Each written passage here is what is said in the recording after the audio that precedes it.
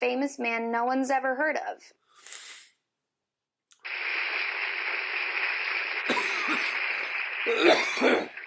Now, we're not going to identify this contestant panel because to identify him would be to tip off his secret. We will call him simply Dr. X.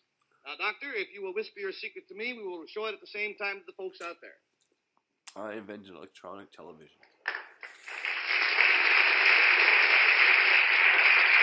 Is this some kind of a machine that might be painful when it's used?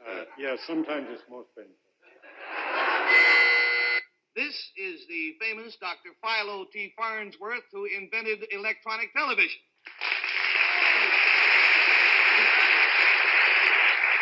And, sir, how old were you when you invented television, or the first television machine as we know it today, first television system? I was 14. 14 years. It's hard to imagine the world my great-grandfather was born into in 1906. No computers, no cell phones, no cars, no airplanes, and certainly no television. When he was growing up in a log cabin in rural Utah, his primetime entertainment was staring at the moon and dreaming of the future. The moon! An electric generator and a stack of science fiction magazines fueled young Philo's imagination. Then, in 1920, at the age of 14, while harrowing a field behind a team of horses, he had a revelation. If he could train an electron to do what horses were doing and go to the end of a row, turn around, and start over, he could send pictures through the air. The next year he entered high school, and he tried to talk his way into a senior science class by describing his dream of an all-electronic television. His teacher had no idea what he was talking about, but agreed to tutor him and saved the very first drawing of a television camera. By 19, Phil had attracted investors, built a lab in San Francisco, and proposed to his sweetheart, Elma. He says, there's another woman in my life. Well, before I could faint, he said, and her name is television. The only way I see that we would have as much time together as I'd like is if you work with me. How about it? On September 7th, 1927, with my great-grandma at his side taking notes, Philo successfully transmitted an electronic image for the first time. I was so excited, I was dancing around, and Phil was, I knew from the shaking hands that he was very emotionally impacted, but he said, well, there you've got television. That was what he said. The backers said, Farnsworth, when are we going to see some money in this thing? Phil had painted a dollar sign on a slide, and that's the first thing they saw, was a dollar sign. By 1934, he was ready to demonstrate television for the first time. Philadelphia's Franklin Institute was overflowing with people wanting to see his new miracle. Although the screen was only about a foot in diameter, the crowds were transfixed and refused to leave. We didn't realize how hard it was to keep live pictures going on television yet. We had everything from trained dogs and bears, ventriloquists and puppet shows. And there was one clear night, a full moon, and Phil turned it on the moon. And that got more of a response from the public than anything. The fucking moon again! The moon sits for its first portrait. Take a picture of the moon above. The moon first radio snapshot. Who makes television debut and post for radio snapshot. Take a picture of the moon high when it. Popular Science presents a backstage preview of television, the newest miracle of modern electrical engineering. Technicians in the Farnsworth, Philadelphia laboratories have helped to make television, the dazzling dream of the decade, a practical reality today. Mr. Philo T. Farnsworth, shown at the right, is working on the image dissector tube, a photoelectric camera tube of his own invention that distinguishes his system of television from others. It is said to be responsible for the most clearly defined television pictures. Placed in the circuit of this receiving system is a funnel-shaped cathode tube. The round, flat surface of its bulb becomes the picture screen in studio monitor sets, as well as in home receiving sets. The image dissector tube and the cathode oscillite tube are the heart and brain of the Farnsworth system. Television engineers are now adjusting studio equipment to demonstrate the technical routine of broadcasting a television program. Max Factor Jr. has developed a new type makeup for television photography. The photoelectronic camera, being supersensitive to red, causes that color to be absorbed. Thus, red is applied to hollows and depressions of the face to eliminate heavy lines and also to produce highlights. While blue, which reproduces darkly, is used as eyeshadow. The facial makeup of the modern movie queen makes her a dream of loveliness, but the television star has the grotesque appearance of a circus clown. The new television makeup may give the camera a break, but the wearer's first view of herself is likely to break her heart, unless she has a sense of humor. What the fuck?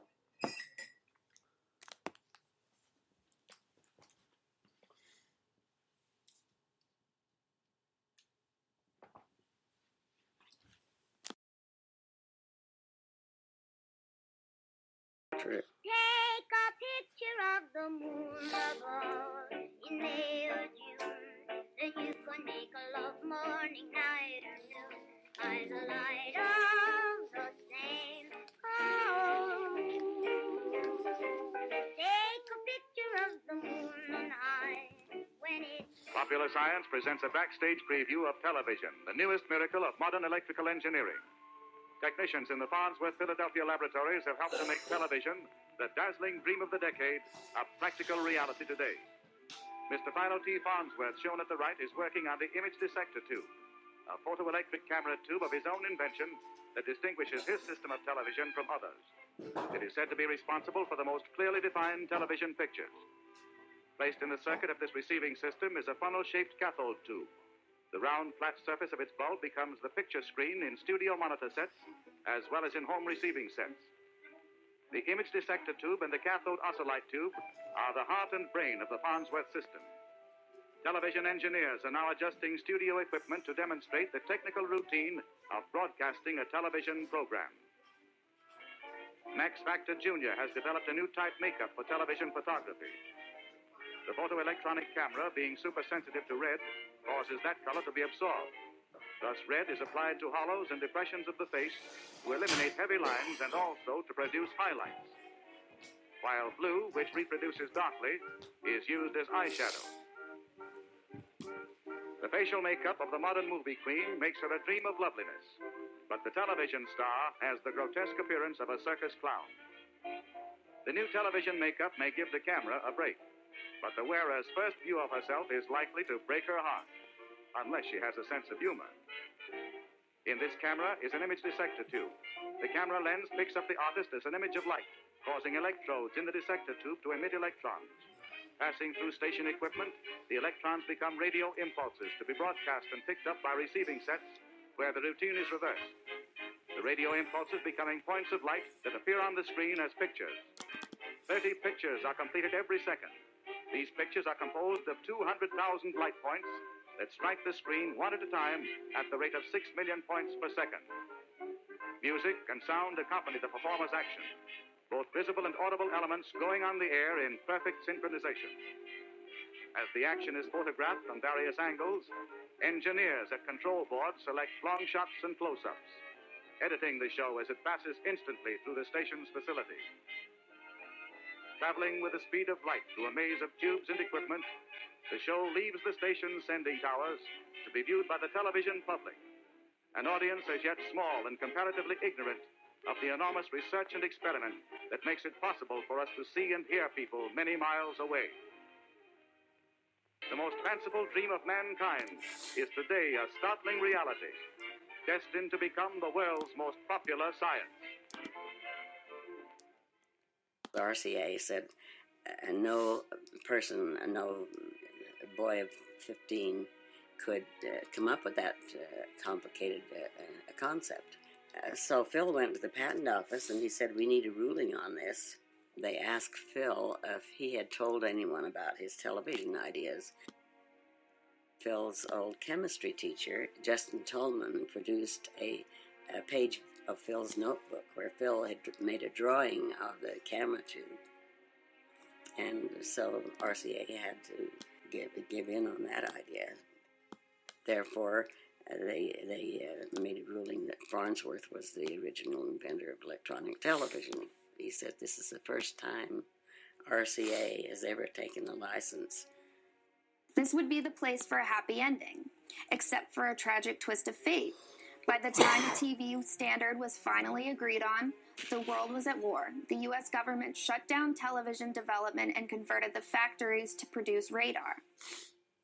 Phil was well aware that there was a war coming, that probably his patents would be expiring before that ended or right around shortly after.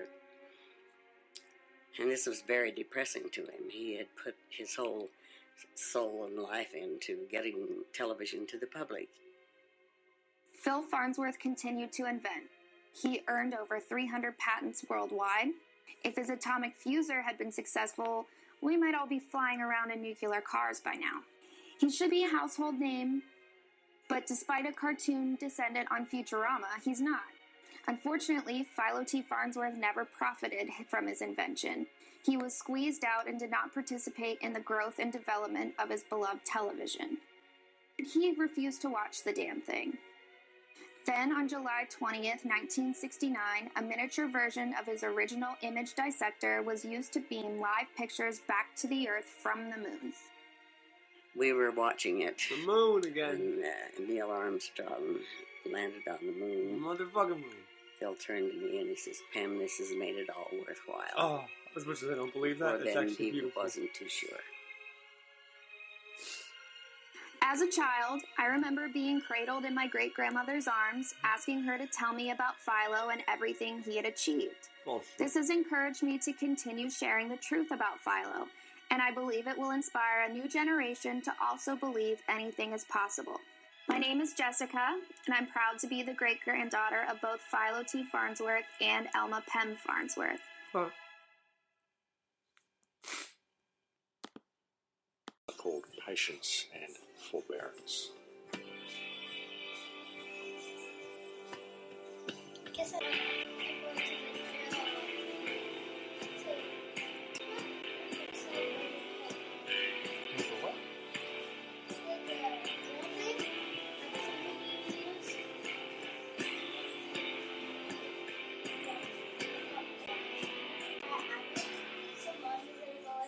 And our quote this week comes from Friedrich Nietzsche. Welcome to Surviving the Matrix, ladies and gentlemen. My name is Maxwell Egan. It's a pleasure to be with you once again, and I will be your host for the next hour. The people of the world today lie that most people never even notice exists. It's an extremely sophisticated system, and yet a very simple system. And it exists mostly simply because people believe that it is there. Because really, when you look at the control grid that has been put in place on this planet, what you find is that it is simply a meme.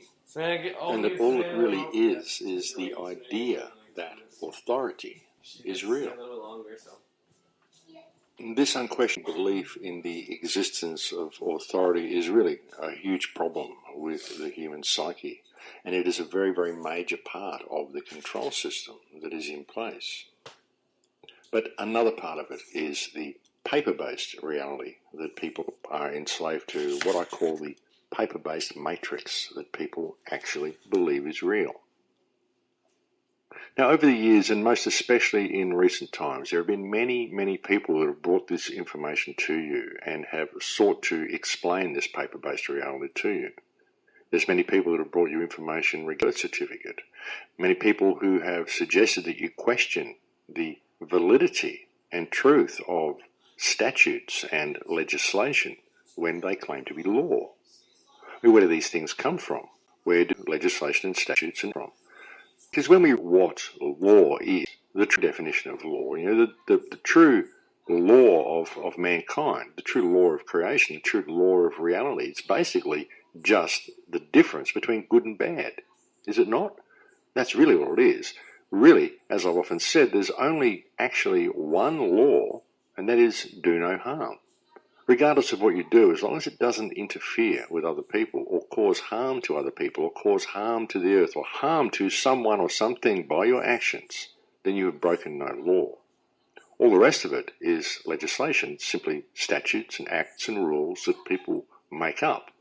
They have these ideas, they write them down on little pieces of paper, and they hit it with a rubber stamp, and then they say, you've got to do that because you put me in a position where I am the one in charge of looking after the infrastructure of this society, and so now you have to do exactly what I say because I'm putting rules in place which are going to preserve and expand and make this infrastructure better for all the people.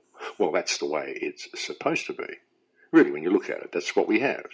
We employ a government to manage our infrastructure for us, and we expect them to improve and expand upon and make this infrastructure more beneficial for society.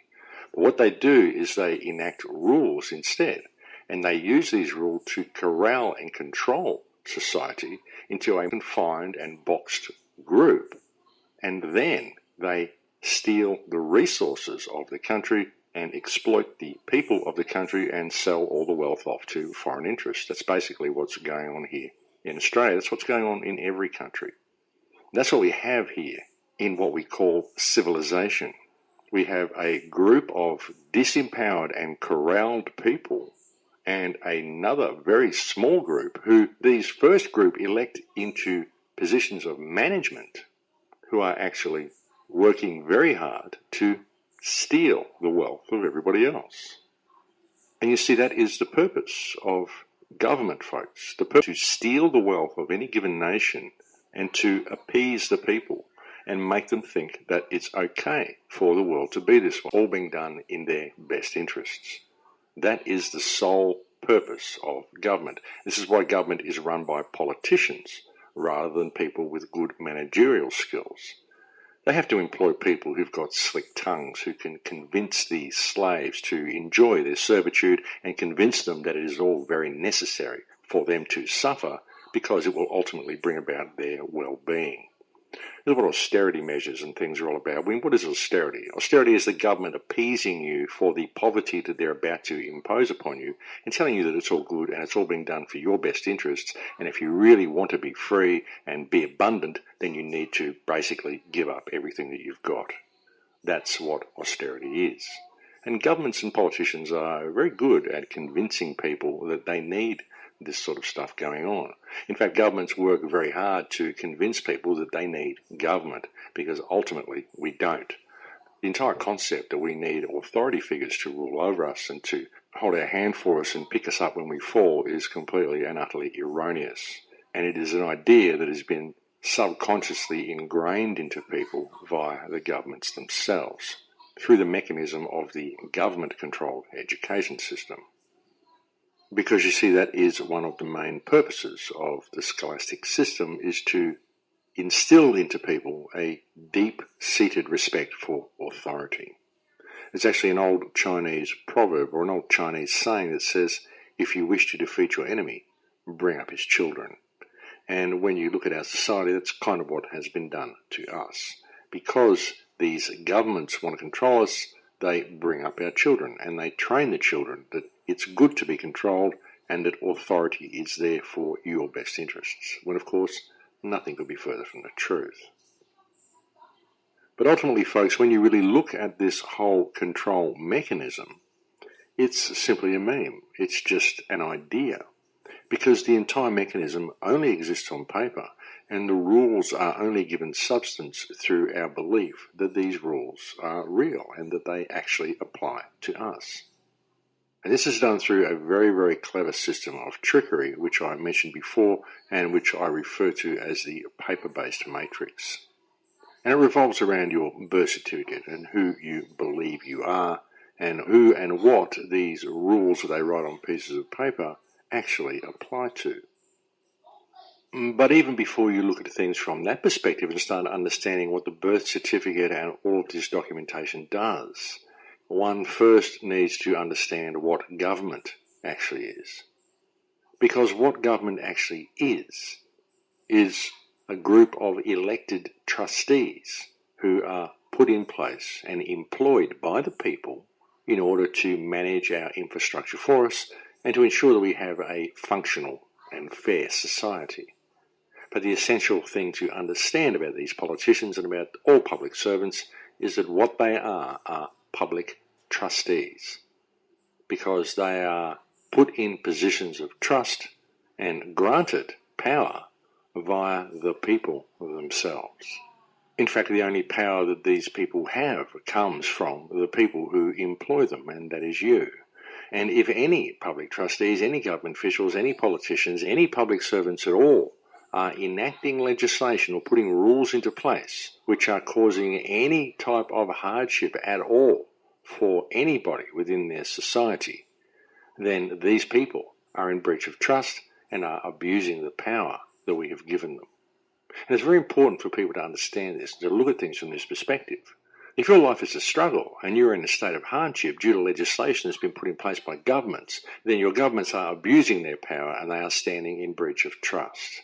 And if you support these governments, if you pay rates to these governments, if you pay taxes to these governments, and if you vote for these governments, then you are supporting this abuse of power. You are supporting the theft of your nation. You are supporting these people stealing from your neighbours and stealing from yourself.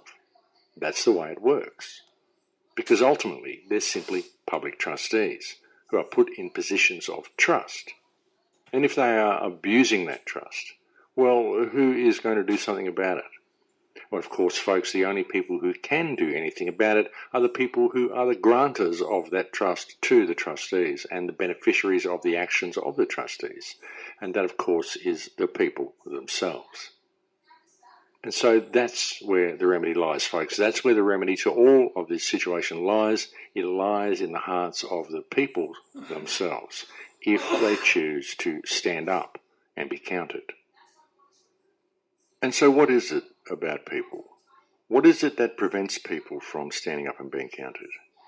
What is it that prevents people from seeing the control grid that is all around them? Because it exists everywhere and it's very, very obvious once you can see it. So what is it that prevents people from noticing this and that prevents them from standing up and exercising the rights to which they are inherently entitled? Well, there are many reasons why this occurs. One of the main reasons, though, and not in all countries, but one of the main reasons in many Western countries is the diet that people have, the food they consume, and very often also the fluoride in their water supply. And again, this is not all countries, because there are many countries where fluoride has now been banned. Most of Europe, I believe, has banned fluoride because, after all, it is a toxic waste that inhibits brain function, and it has been banned for this very reason. But in many countries, such as here in Australia, it's very difficult for the people to even see the control grid. And even if they do see it, they don't know how to stand up because they don't really know how to organise themselves properly. And the reason they don't is because they just can't think very clearly. They may not realise that, but they can't. And the reason they can't is because of the fluoride in the water supply. This is one of the effects of fluoride. Fluoride is a very, very beneficial thing for governments to maintain control with. And that is exactly what they use it for, because a fluoridated population finds it very, very difficult to organise themselves because they simply can't think too clearly. And of course, we live in a society where if you even suggest this to someone, they take it as an affront against their ego. They think that you're calling them stupid, and they usually want to have a fight with you or something like that. This is all programs, folks. This is the way people are programmed to deal with this information. This is the way people are programmed to react if you even attempt to point out to them that they may be being medicated by their government. Very clever system, folks. And it's this type of attitude that people have which causes other people to police themselves in what they say. It's very, very difficult to approach people and suggest these things to them because you are scared of the reaction that it may cause. And of course, the reaction is generally a programmed reaction, as I've just described. And you'll find that much of what people say and do in regard to any situation is a programmed reaction very often. And there are many programmed situations that happen as well. Take the corporate rape of this country, the corporate rape of all countries. What's going on, the way they're pulling all the resources out and the way we can't seem to be able to do anything to stop it. Take it here in Australia. We're seeing a huge amount of damage done through industries such as coal seam gas mining and even the coal industry itself. And you look at what coal seam gas does. Basically, you've got companies carrying out environmental vandalism and destroying groundwater and arable farming land quite often.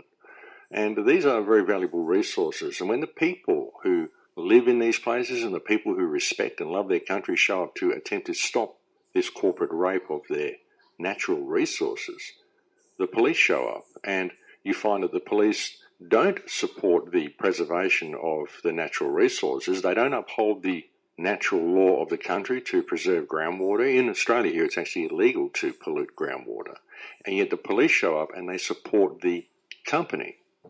They always support the company and the corporation that is doing the damage. They never support the people when the people are the ones actually attempting to uphold the natural law of the land. The police use excuses such as you are blocking a public thoroughfare, even if it's on private property. They do this sort of stuff here in Australia. They say that you're blocking the roadway and that this is against the law, this sort of stuff. These are the excuses that they use. And at rallies, at peaceful rallies, the police show up to create violence so that they can then disperse the rally and arrest whichever protesters attempted to defend themselves against the police violence that was inflicted upon them.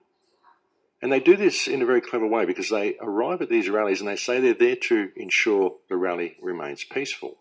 And yet their very presence is what creates the disturbance and ultimately leads to the violence, which leads to the arrest of people. So they're never ever there to ensure the peaceful rally remains peaceful. I mean, why would they be there when the rally is already peaceful? And their very presence is what creates the disturbance. And of course, the media supports all of these actions and always says that many police were needed to contain the violent rally that just happened. But they never report the actual facts that the rally was actually quite peaceful before the police showed up and created the disturbance that they portray for you on the news. And look, not all police are bad, don't get me wrong with this. I mean, many of them can't think clearly because they're fluoridated and they just do what they're told. There are many police who are very sociopathic and do very bad things, but there are also many police who are quite good individuals and quite kind, caring people who actually join the police force to make a difference. Unfortunately, what they're subject to once they enter the police force is a rigidly hierarchical system of control, and they are forced to follow orders, and they are very much controlled by peer group pressure as well, because should they not do what they're told and be one of the boys and join the big boys club, then they get very much ridiculed and ostracised by their colleagues. So there is a whole psychological control grid that is in place within the police force in order to keep the police in line as well, just as much as everybody else. Every system has its own system of control, and the police department is certainly no exception. And of course, most of this control is psychological in nature. And you've really got to ask why we need so many police all the time anyway, ladies and gentlemen. And what we hear from our governments is that we need so many police because there has been such a huge escalation in crime. My God, when you look at the figures, look at the crime rates, look at the amount of crime that we have in the world today. And where does all this crime come from? Because if you go out and look around, you don't really see a lot of crime happening right before your eyes. So where does all of this crime come from? Why are the crime figures so high? Well, where crime comes from is from legislation, ladies and gentlemen, because ultimately there's only one law. I've often said this, there is one law to all of creation, and that law is do no harm. That's it. So where does all the rest of it come from? Well, it comes from legislation. For example, recently in the United States with Obamacare, they announced that there were going to be 40,000 new laws that were coming into effect in 2014 due to Obamacare. So when you see 40,000 new laws coming into effect, what you essentially see is the creation of 40,000 new crimes. Because every time a law is broken, a crime is committed. If there is no law regarding that event, then no crime has been committed. People can step on the grass. There's a sign there saying don't walk on the grass. Someone steps on the grass, they've committed a crime. Why is it a crime to step on the grass? It's a crime simply because an elected public trustee wrote it down on a piece of paper that it was a crime to step on the grass. They hit it with a rubber stamp and then they said now it is a law. But it's not. It's just legislation.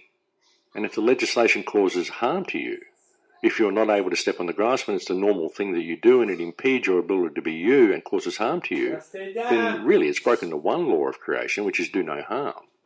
And it's inflicted itself upon you. So if you step on the grass, have you broken the law? Or is the true reality the fact that the government has broken the law by enacting legislation which causes harm? And look, don't get me wrong here, I'm not having an issue with stepping on the grass. I'm simply using that as an example of how laws are constructed and how people are controlled and confined by these laws and restricted in what they can do by these laws, or by legislation masquerading as law. Legislation that claims to be law. Because really, that's what it is. It's statutes and acts, which if you look them up in Black's Law Dictionary, they're described as something that is granted the power of law through consent of the governed. So, do you consent? Or do you not consent? Or is it a little deeper than that? Is it perhaps a little more sneaky than that? Have you in fact been tricked into consenting without knowing that you're doing so? Why is it a crime to walk outside of certain lines that are constructed for you by somebody else? This is how it works, folks. The more law you have, the more crime you have.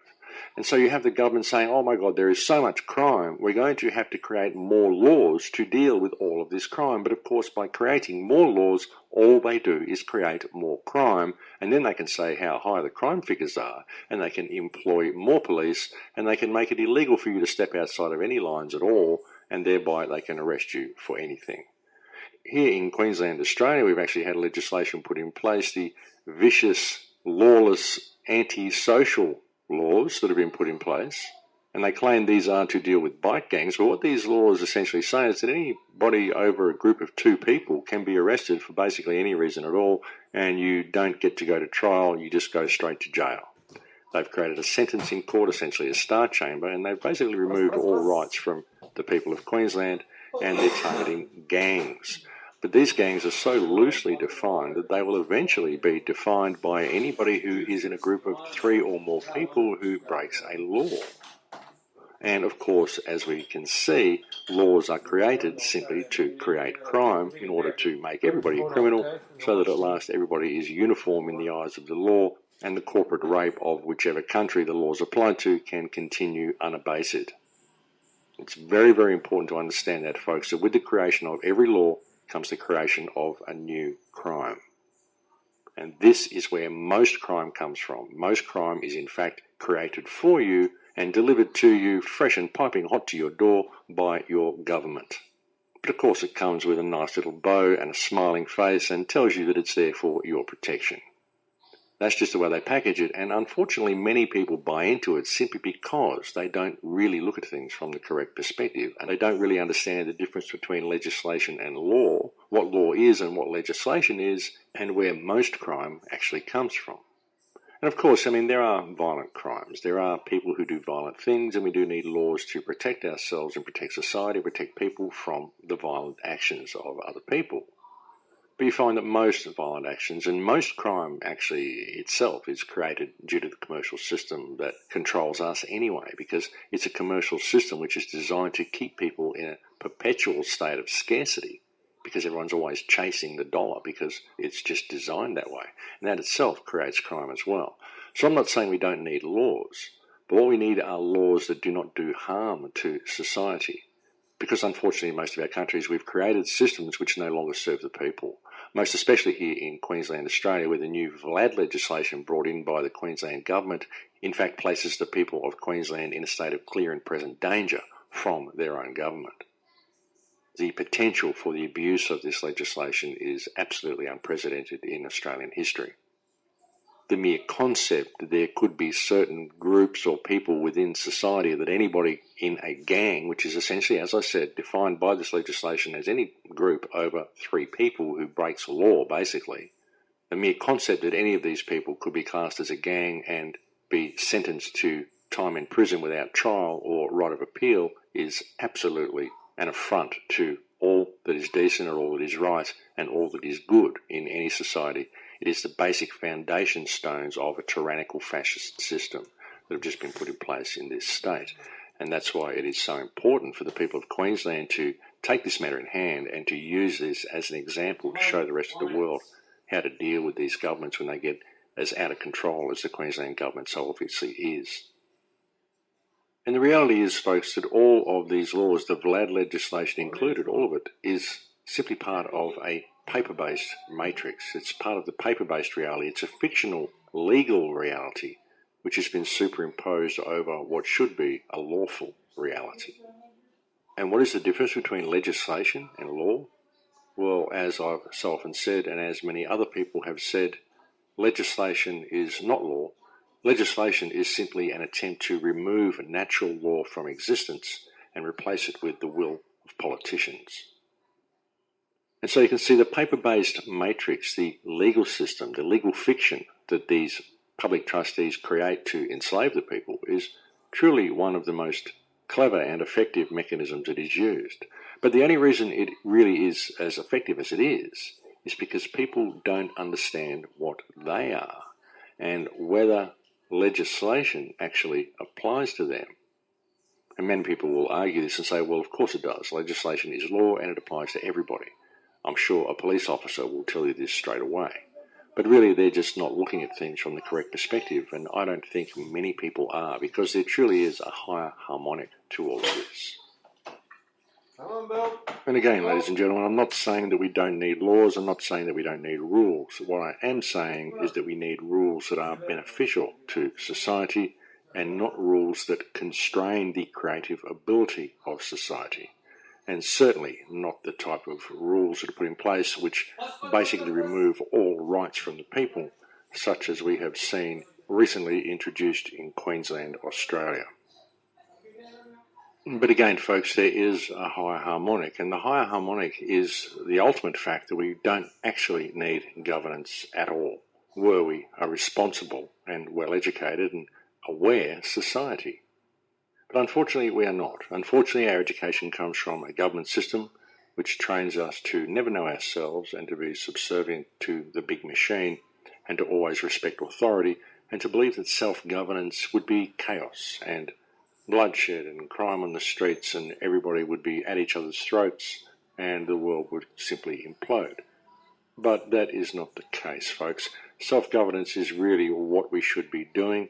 It's ultimately who we are.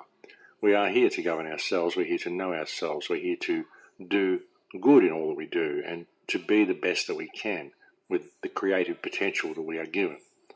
That is really what the real purpose of mankind is, but unfortunately the result of living in concentrated pockets of civilization such as cities is a control system and a system of governance and a nanny state such as we see alive and well in the world today.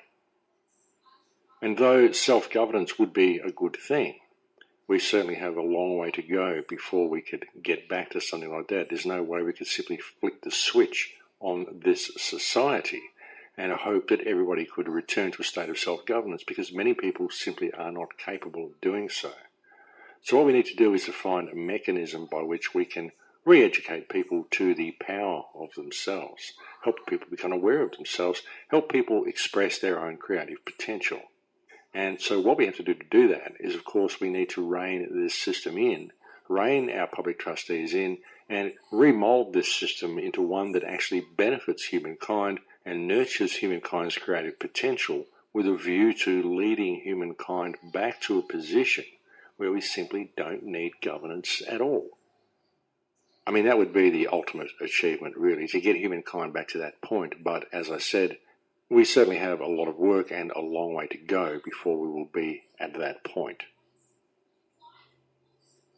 So what to do in the meantime? Well, of course, one of the best things that you can do is to understand the system of control that has now been imposed over your life. Understand what it is, understand what you are, and begin to take steps to extricate yourself from the system. And really, the best way to extricate yourself from the system is exactly that, to know who you are, to know who and what you are. And people have heard me say this on air very many times, that you need to know who and what you are, and you need to stand in the power of your flesh.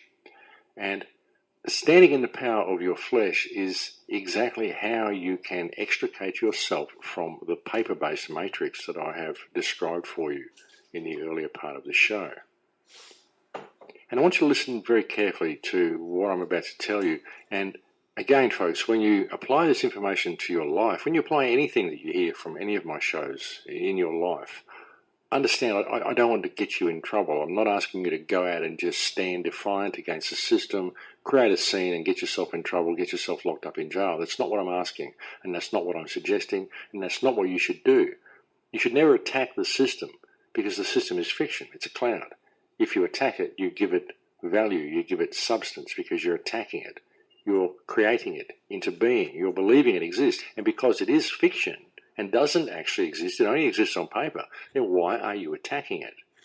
You don't have to attack it. All you have to do is know who and what you are, and you'll find that the blows it attempts to rain on you simply don't work. It's just like a wave beating against a rock. It doesn't do anything. And this is if you are able to stand in the power of your flesh. Because ultimately, flesh is who and what you are. And look, I know I've said this so many times on these shows, and it's a very difficult concept for people to understand. So all I can really do is give you examples of how the paper-based matrix actually gets you and tricks you into being part of its system, how the legal system entwines you within its web, and how you can not be part of that system, how you can simply be yourself, simply be a living entity of flesh with blood flowing through your veins, because that's ultimately what you are. But again, even with this information, if you go out and attempt to take the system on your own, then you may well get into trouble. So you need to help people around you gain this knowledge as well, because once the whole community remembers who and what they are, and remembers how to stand in the power of their flesh, then it's game, set and match for this whole corporate system. Because at that point, the corporate fiction will cease to exist. Because it only exists now in people's minds. But once people can change what they believe is possible and what they believe is real, and adjust their mindset and change their perspective, then the corporate fiction simply fades away like the cloud that it is. And you see, one of the biggest problems is that people have forgotten their flesh. People believe they are their name, they believe they are their occupation. Many people don't understand that they are a living spirit, and so they don't apply that knowledge to the reality in which they live. It's like your name. I mentioned the birth certificate before. The name that you have on your birth certificate, is that really your name, or is that your calling? When someone asks me my name, I answer that my name is man. I make that claim quite truthfully, without frivolity or vexation, based on peer-reviewed information supplied to me by the Anthropological Society, because it's the best that I've got to go on. That's my name, man. If you want my name, that's the name that I will give you, because it's the best I have. It's the only name that I can actually claim ownership to, because the word my signifies ownership. You said, what is your name? Asking me what is my name. My signifies ownership. What name do I own? And man is the only name that I can claim any ownership to, though I can't really claim ownership to it, because all other men can also claim ownership to that name. If you want the other name, if you want the legal fiction, you want the name on my birth certificate, then what you need to ask for is my calling, because that is not my name. That is a legal entity that was created via an agreement entered into between my parents and the government. It had absolutely nothing to do with me. It's the name that was bestowed upon me should I wish to act in that corporate world. But if you look at my birth certificate, you will find that it bears the names of my mother and father and the government, and it bears government stamps all over the document, and it is signed off by the Registrar of Births, Deaths and Marriages, indicating that the government owns that document, therefore the government actually owns that name. If you are asking me to claim ownership of that name, then what you are essentially doing is asking me to commit fraud, because that is not my name. It is a calling that I use to operate within the parameters of the corporate world. You see, very often we don't understand English, and we don't actually understand what we're saying. If a police officer asks you where you live, I would always ask him if it is a trick question, because I live. If I didn't live, I wouldn't be standing here talking to you. They ask me, do I live at the address on my license? I say, of course I do, but not at the moment. And they'll say, well, where do you live at the moment? I say, well, at the moment I live here because I'm standing here talking to you and I'm alive. Are you suggesting that if I say I don't live at a certain address, it means that I'm deceased when I go to that address? Again, you are speaking English. If they say, where do you live? And you say, I live at this address, then they can presume that right now you are not alive. Right now you are in their jurisdiction because you are a dead corporate entity. Again, it's word magic. People ask me where I live, and I simply answer that I live because I am alive. If they ask me for my address, I say it is in the vessel that is standing before you. It doesn't have a fixed address. If it had a fixed address, this vessel would have roots. It would be like a tree. But it's not. It's mobile. It lives right here. If I take a step to the left, now it lives there. If I go down the road to the malt shop, now it lives in the malt shop. It lives wherever it is. It is the vessel that I inhabit. But what I'm attempting to do here, ladies and gentlemen, is just point out the fiction to you, point out the word magic to you, because there is so much of this word magic in the English language. There's so much of this word magic in the legal system. They trick you into doing things. When you submit an application, well, what does it mean to submit? It means that you put yourself under their control. And to apply means to beg. So you are begging to be under their control simply by submitting an application. And you've agreed to do this because you agreed to submit the application. And why did you submit the application? Well, you did so because you believe you are the name on your birth certificate, which is a corporate entity, and therefore you are bound by all of this legislation they create. But you're not. The name is. If you don't claim the name, then you're not bound by the legislation. And if you do claim the name, again, you've committed fraud anyway, because it's not actually your name, it's your calling. But what I'm attempting to do with all this, folks, is help you come to the realization that you are a living spirit inhabiting a vessel of flesh, and that nobody owns you. Nobody can control you apart from yourself. And that all you really need to know about law is the difference between good and bad. And as far as the legal fiction goes and the slavery system that is there to control you, there are only two words you need to know within that whole legal system, which will help that system comprehend who you are. And those two words are sui generis, or sui generis, as some people call it. Sui generis is basically a legal understanding which proves you to be 100% unique, 100% sovereign, and therefore subject to your own jurisdiction. That's who you are. You are sui generis. But because you are sui generis, it's important to honour that and to recognise that in others, because everybody else is also sui generis. You have no jurisdiction over them. You have no right to question or say anything about what anybody does, because they are under their own jurisdiction. I mean, sure, if you see someone causing harm to somebody else, then they have broken their code of honour and they should be held accountable for their actions. But it's not up to you to inflict yourself upon someone. It's not up to me to attack a peace officer or a member of the police force or a judge or a lawyer or anybody who is locked into the belief that that system is real, because they are also sui generis.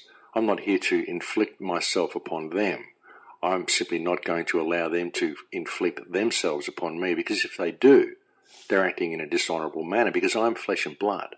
I'm not the name. I'm not a corporate entity. I'm not subject to legislation. I am a living being of flesh. I'm a sentient soul, here in my own capacity and under my own jurisdiction. And I know what good and bad is. I know what right and wrong is.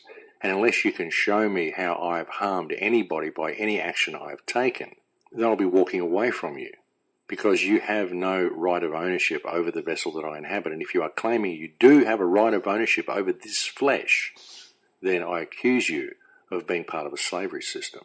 And since you are an officer of the law or a representative of the law, which means that you are locked within that legal society by choice, should you push the matter, then I will see to it that you are held accountable for your actions under the parameters of that legal society that you have consciously chosen to enter into. But I am flesh, and you have no right of ownership over this flesh, because that is slavery. Of course, it's very difficult to do this sometimes. When you do it by yourself, it's very difficult to do this. If you're on the side of the road with 3 police officers, very often they'll just tase you, beat you up and throw you in a cage because they can. If you're in front of a crowd of people, it's good to exercise your rights in this manner. And it's good to point this out to a court system as well, as long as you've got people there to back you up and to witness you standing in your power. But the best thing to do is to not even enter into the court. Don't go there when they summons you to court. Go and visit with them because they've summoned that name. When they summons you, they're calling your spirit. Don't give them your spirit. Don't give them control over your spirit. Tell them you are there regarding the matter of your name and you are there to speak about that case, but you didn't come on account of a summons. You came to visit with them to clarify the matter because obviously there's been a mistake because you are not the name, you are living flesh. And because you are living flesh and there's a matter regarding the name, then obviously there has been a mistake and you are here to seek remedy. But again, sometimes it's very difficult to do this, especially if you go to court by yourself and especially in a state such as Queensland, Australia, where now you don't even get the choice to say that. You simply get picked up and locked in jail because you belong to a certain group. And this is the problem that we're seeing in Queensland, Australia. This is why I recently issued a statement asking the Attorney General of Queensland, Australia to show cause why he shouldn't be prosecuted for abuse of power and human rights violations. Really, when you look at what the Attorney General of Queensland has done, one could quite confidently say the man is guilty of treachery, sedition and treason and of attempting to undermine democracy and the rule of law in Australia. And this is a very heavy charge to make against an Attorney General, but I make the charge quite openly because the legislation that he has introduced indicates that this is very much the case.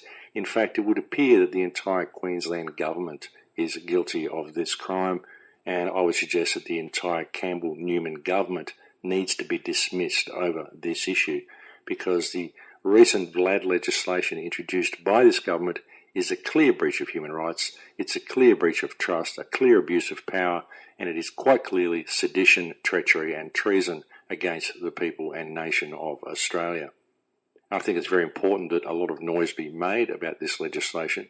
When you look at it, folks, what it says is that it's legislation against violent and lawless associations, but it names these violent and lawless associations so loosely that it could include anybody. It could include a knitting club. It could be your local lifeline. It could be a chess club. I mean, anybody would fall under this category. Any group of more than 2 people could basically be jailed without trial under this legislation. This is exactly the type of legislation they used to single out a certain group in Germany in World War II, and this group was arrested without charge or trial, and we've all heard the stories of what happened after. And this is exactly what's been introduced in Queensland, Australia. And so, of course, in that type of a situation, it's probably going to be very difficult to exercise any right of flesh at all within this system, as it would appear that the Queensland government no longer recognises flesh as being valid and no longer recognises human beings as having any rights at all. So it's very difficult to know what to do in this situation, apart from attempt to wake others up to reality and to alert the people of Queensland at the clear and present danger they are currently facing at the hands of their most obviously out of control government. But again, folks, when you look at the new VLAD legislation in Queensland, what you're essentially seeing is legal fiction. It's all fiction. It's just stuff that they write down on pieces of paper that people apply to themselves because they believe they are their name. And when I talk about all this sort of stuff and I say you need to understand the power of your flesh and the beauty of your flesh and the true marvel of you even being, I do this because when you can truly understand what you are, the absolute miracle of your existence, and it is an absolute miracle, folks. I mean, think about it. You are a biological entity of flesh and blood and organs with this electromagnetic frequency running through you, and you are conscious. You are conscious. You can think. You can create. Look at what we've created. Look at this world. All the buildings we've built, the art, the wonderful things that we've done, and the damage that we've done, all of it. This is all because of who you are. This has all been created by human beings. This is incredible. Really think about that. Think about the power of your flesh to create, the power of an idea to create the world that we've got, the power of an idea to be free, the power of an idea to be a slave. Which idea are you going to have? And is it your idea? Think about the miracle of yourself, and it's astounding. It truly is astounding when you can really grasp the wonder of your existence. You may think about it and go, yeah, it's really, really amazing. But then one day, the true profoundness of the fact that you are here may just hit you. And when the penny drops, you will go, oh my God, this is incredible. And what it has the potential to be is astronomical, absolutely astronomical. We are capable of so much. Were we not locked into this box of fiction that has been constructed for us, this disempowered box of fiction, and to be controlled by legal fiction, stuff that exists on paper, ideas that were put there by other people, and we were told that this idea is reality. But is it really your idea? It's not. It's just someone else's idea, because that's all this system is. It's just the idea that authority is real, the idea that the control mechanism exists, the idea that words on paper actually mean more than what is in your heart. That's what this system is. And it's ludicrous because it's all fiction. And the most important thing that it's done is keep people running on the treadmill so fast that they never have time to discover the truth and reality to their own existence. They run around doing this incredibly meaningless stuff all day, running, rushing, moving paper around, moving stuff around, running to work, running to this, running to that, being late for appointments, being on time for appointments, being this, catching buses, all this. It's ridiculous. It's ridiculous, folks. We run around on the treadmill so fast in order to garner paper and social respect, and all of it is fiction. And all of it results in us never discovering the power of ourselves or really experiencing what we truly are. And that is the great dilemma that we are in. That is the great sorrow of the human race, that they never get to experience themselves. Very often we go through life and it takes until we forget work and the kids have left home and we get old and we retire and we sit back in our chair and we wonder what it was all about. And somewhere through those moments, very often people discover themselves and they look back and they go, wow, what was all that for? Why did I do all of that just so I could be here now, pondering why I did it, what it was all about? And now that I've finally discovered myself, I'm too old to enjoy myself. I'm too old to really experience the potential that I once had because I was so busy being distracted with all of this stuff that just wasn't important. And it wasn't important because it wasn't me. It wasn't my art. It wasn't my expression of life, my expression of creation. All it was someone else's idea. And that's what this system is, folks. The control grid that you believe you have to be subservient to is just someone else's idea. The concept that your flesh is owned by somebody else and that you are subject to their authority is just someone else's idea. The fact that you have to pay to be alive, again, is somebody else's idea. You know, we are all caring, giving, good people. Most of the world are good people. Some of them aren't, but most of them are. You've often heard me say that around 3% of the world are born psychopathic. And people say, well, what is this? What is the problem with all of this? And personally, I don't think it's a problem, folks. I think we need that. I think we need to have the choice to go wrong so that we know how to go right. But if we don't have the choice between good and bad, then how can we ever grow? How can we ever get to where we should be? How can we ever make the conscious choice to evolve? Because an evolution of consciousness, an evolution in the way of thinking, an evolution in your mind, an evolution in human spirit and human potential and human creativity can never happen if we've only got one side of the picture. You've got to choose to evolve. You've got to choose to be good. You've got to choose to seize that capacity to help others and to help the world and to do the right thing. But it's got to be a choice. You've got to choose to do these things, folks. And if you aren't given the choice between good and evil, then what have you got to choose from? You just bumble along and go where it would have ended up anyway. And if that is the case, then what is the point to life? What is the point of being here? What's the point of the whole experiment? There is no point. And that's why that choice has to be there. And that's what I think this time in history is. And that's why things are getting so negative. Because we've been given the choice. You guys are asleep, you're not choosing, so we're going to make it more and more negative until you choose. Which do you want? Do you want tyranny or do you want freedom? Make the choice now, because that's what this time in history is. And to make the choice for freedom, you don't have to fight anybody. You don't have to raise a gun. You don't have to raise your fist. You don't have to shoot anybody. You don't have to have a revolution. You don't have to have a war. You don't have to overthrow a government. All you've got to do is make a conscious choice between good and bad, between right and wrong, between the power of your flesh and the power of a fictional legal system which only exists on paper. The power of a meme. That's what you've got, folks. You've got reality or you've got the matrix.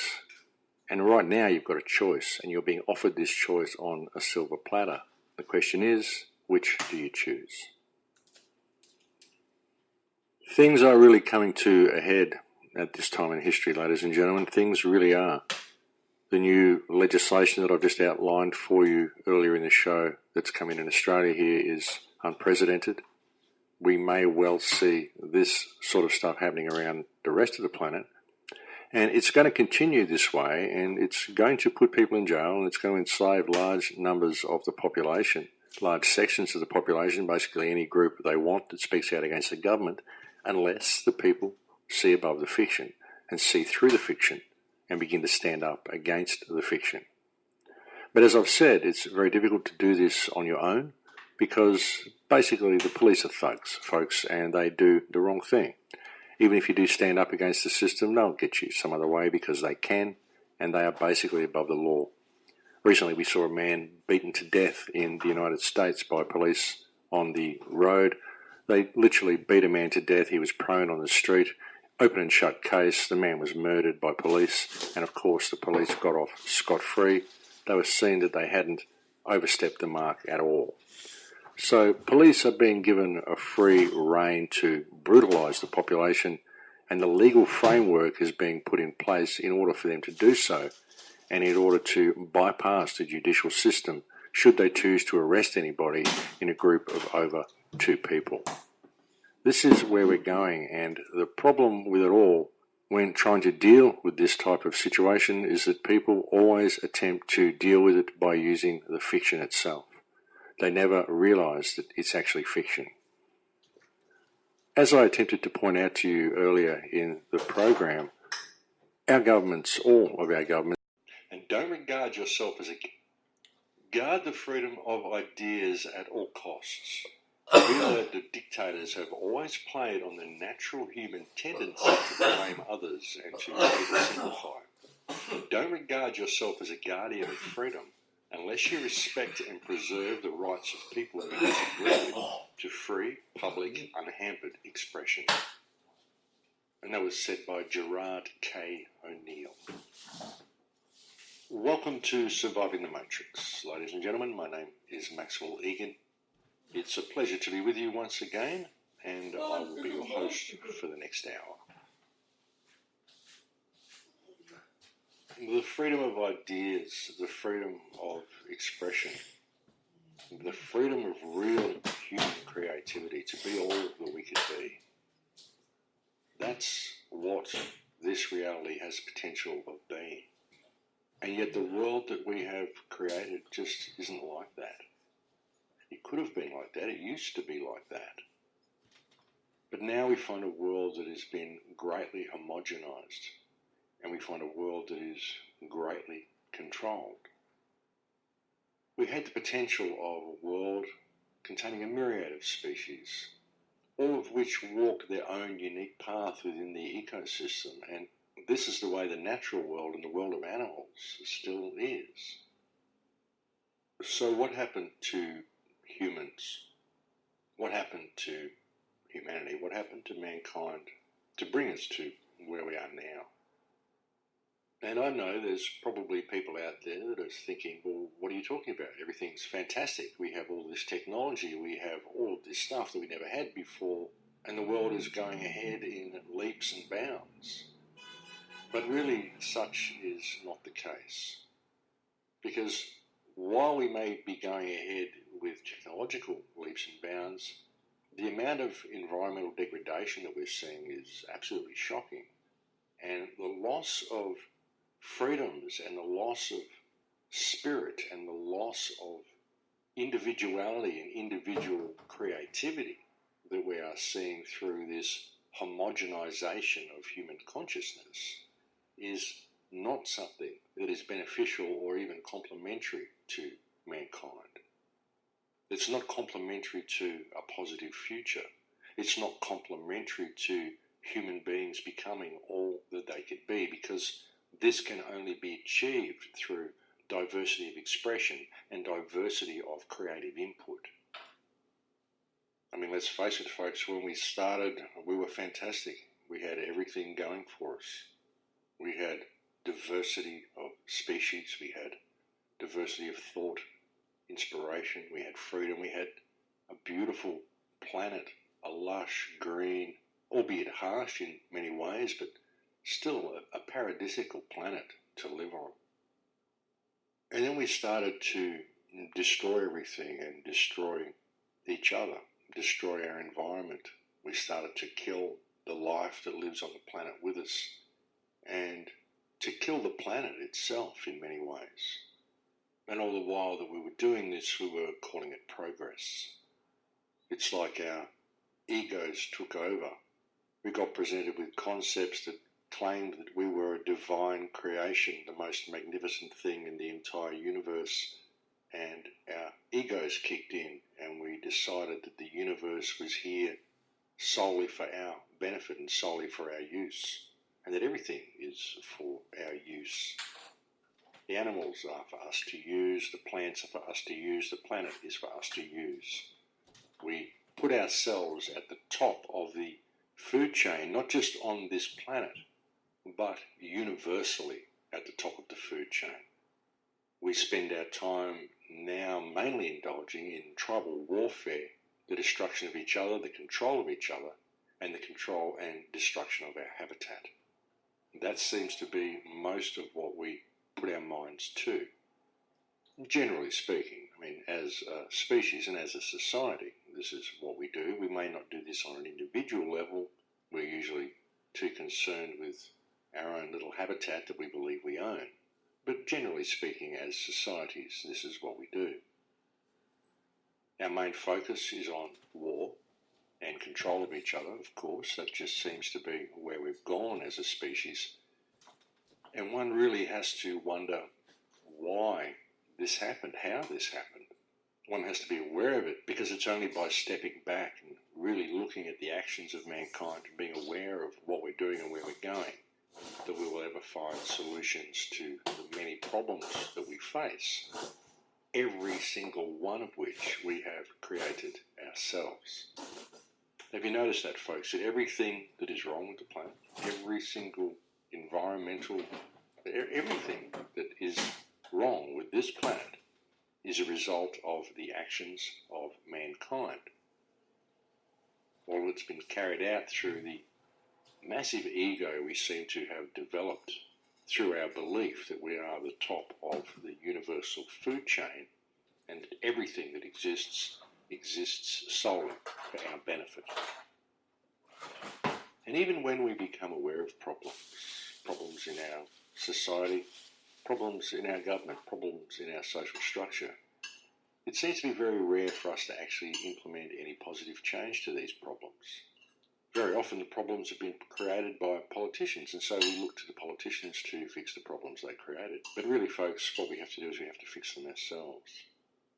And we very often fail to see the opportunities that awareness of these problems provides for us.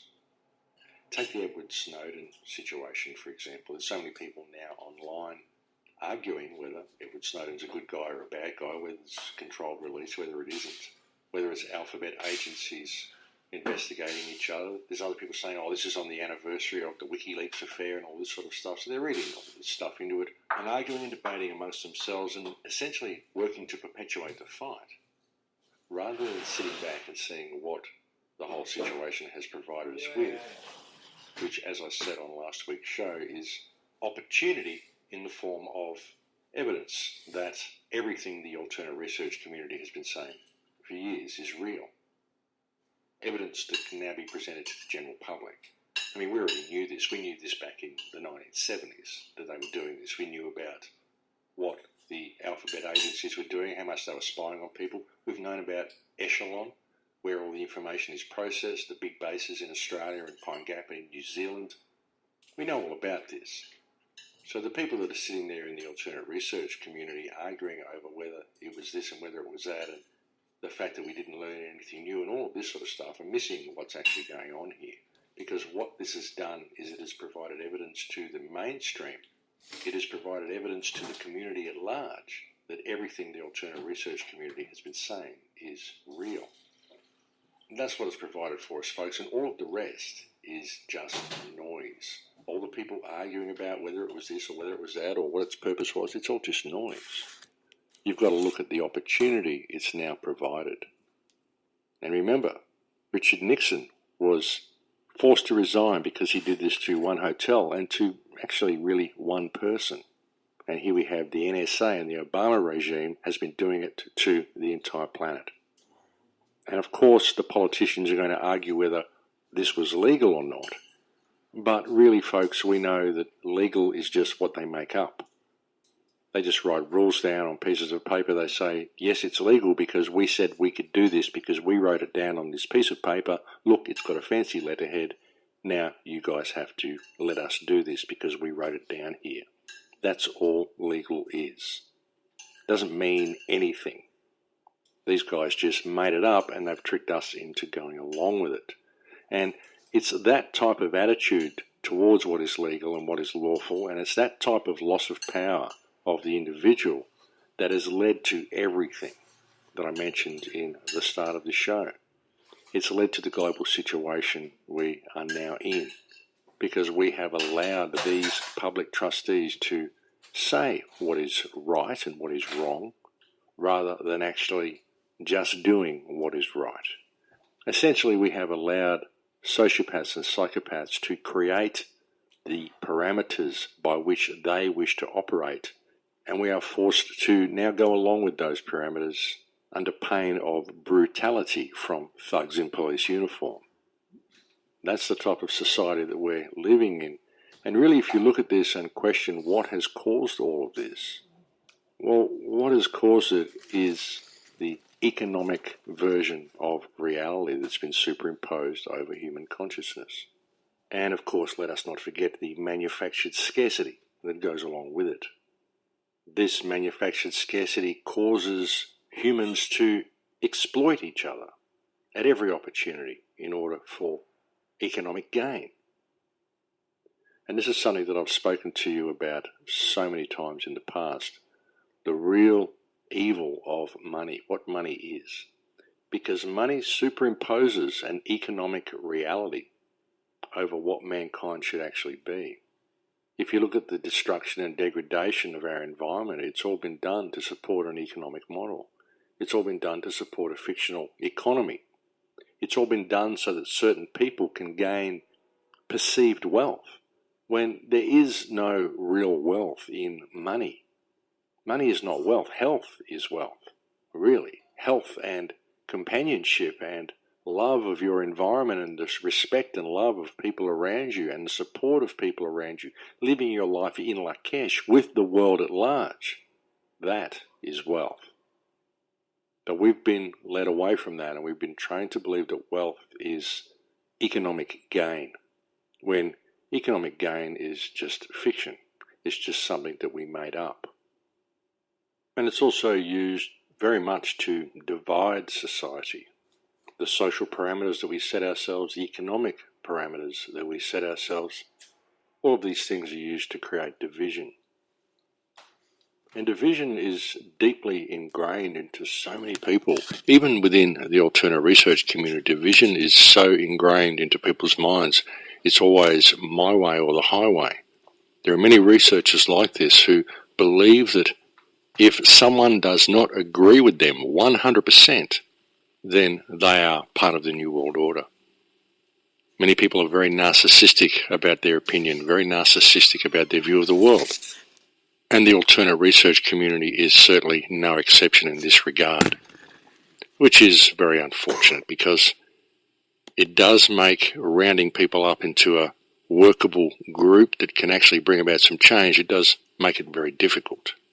Because ultimately the change has to come from within. It has to be the individual making the change for themselves, but they have to be prepared to respect the opinion of others as well. Not launch hate campaigns against them, not go out of their way to attack other researchers who may disagree with them, but simply work towards a better future for all and allow people to have different ideas. I mean, I know so many people who have different ideas and different perspectives to me, and that's the way it should be, folks, because without that we don't have the diversity we need to create a viable future. Diversity is a very important part of it, folks. And I think it's important that people realise that. I think it's important that people within the alternate research community and within the community at large realise it. That it isn't one person's way that's going to lead us out of the problems that we face. There isn't one person, I believe, that has the whole answer. I think everybody has a piece of the puzzle. And if we can learn to respect each other and appreciate the diversity of each other's opinions and realise that this is what we need input from all in order to create a viable future, then we will at last find our way through this. And folks, I think that's what this time in history is. It's an opportunity for us to do that. And you might have noticed that all of the problems that we face, when I talk about these problems on the show, I always refer to them as opportunities, because I see opportunity in all problems.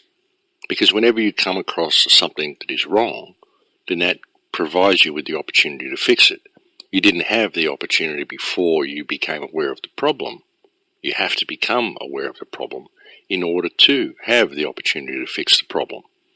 Of course, if you don't know it's there, you're not going to fix it, are you? And that's why I see all problems as opportunities. And how do we fix it, folks? How do we get ourselves back on track? I mean, I don't know how to run a government. I wouldn't want to be a prime minister or a president or a congressman or any of those things. I wouldn't have a clue how to do anything like that. That's what those people do. That's what their forte is. My issue with the whole thing is that within that established hierarchy, within that system, that political system, that governmental system, what we don't have is transparency and accountability. That's the problem. And I believe that we don't have that transparency and accountability because people in the general population have forgotten who and what they are. They've forgotten their place in the social system, which is actually above government, and they've just let these politicians run amok. That's why I always say the change has to come from within, because when you discover your own power and you stand up and question authority, question who these people are, and question the state that the world is in, then we will begin to see some positive change when individuals start doing this for themselves. And the thing is, folks, that when individuals do begin to do this, when they do it properly and they really feel their power and they really begin to understand themselves, then they begin to respect those around them. Then they see the pointlessness of attacking other people, the division that it creates. They begin to see that other people's perspectives are valid. They may be different to yours, but they're valid. And of course they're different to yours, because that is what makes everybody who they are, is their perspective. And it's that diversity that we need. But when you really find yourself, you can respect yourself and you can respect others. I mean, sure, you can point out the obvious to people if they need you to point it out, but always do it in a respectful way. Because once we do that and we have that power within ourselves, true power, then we will have the power of community. And the power of community can achieve anything, folks. And once you have a respectful community, then it's easy for someone to stand up. It only takes one person to stand up if he lives in a respectful community, because it's much easier for one person to stand up if he has the respect of his community, because he knows his community will back him in what he says. And this simple respect of one another is what empowers people to stand up and to question authority. Once enough people do this, the governments will be forced to comply, because the governments need to be accountable. I'm not saying that we don't need government, because at the current state of human consciousness, we most certainly do need some form of government, because people simply can't look after themselves. People just aren't capable of being fully self-responsible. They're not capable of it because they're not living in a position where they can very often. I mean, if you're living in a city, for example, it's very, very difficult to be self-responsible and to manage your own affairs. I mean, you can't grow your own food. There's a lot of things you can't do if you're in a city. That's why they pack people into these places. So we need government. We need something to manage our infrastructure. We just need to have it accountable. And the only way we're going to ever get accountability from government is when people wake up to who and what they are. Because those who sit in government, as I've said so often, are simply public trustees. That's how we have to approach it, folks. You know, there's a lot of people out there with a lot of ideas on what sort of future we should have. There is, of course, the transhumanist agenda and the futurists who believe that is the way we should go, and indeed that is what is being inflicted upon the world, whether the world wants to go that way or not. And that really is a lot of the problem with transhumanism, folks, is that you need to be given a choice as to whether you wish to go that way. And it would appear that humanity is going that way. The problem is that we're not being given a choice. There's many people that would like to go back to a Vedic type of culture, the type of society that was depicted in the Ringing Cedars books, which is a fantastic way to live and would be a fantastic way to live. And in many ways, yes, that is exactly what we should do. And we could do it by even blending technology with such a society. So we wouldn't lose the technology that we've got now. We could actually use it to improve things here on Earth rather than impose a control system. But even were we to go back to something like a Vedic way of living, we can't just stop this system and jump into that reality, because there's too many people who would suffer if we did so. So it becomes obvious that the most effective method to get humanity back on track is to rein this system in and put it back in the right direction so it will lead us back to where we should be. And the only way we're going to accomplish this is if the individuals within our society realise who and what they are and realise the power they have to effect positive change by simply standing in their power and questioning the actions of the public trustees that are in charge of their various countries. And we've seen a need for this around the world with the huge protests that are happening all around the globe at the moment, in Brazil, in Egypt, in Turkey.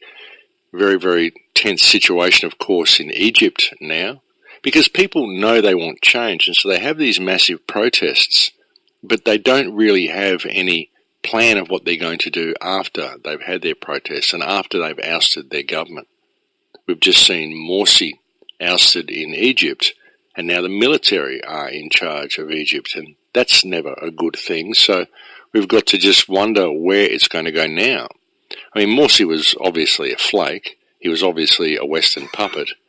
The Arab Spring that they had in Egypt a couple of years ago when they overthrew President Mubarak really didn't achieve much at all. All it really did was put a Western puppet in charge of Egypt who spoke very strong, but actually did not do the right thing.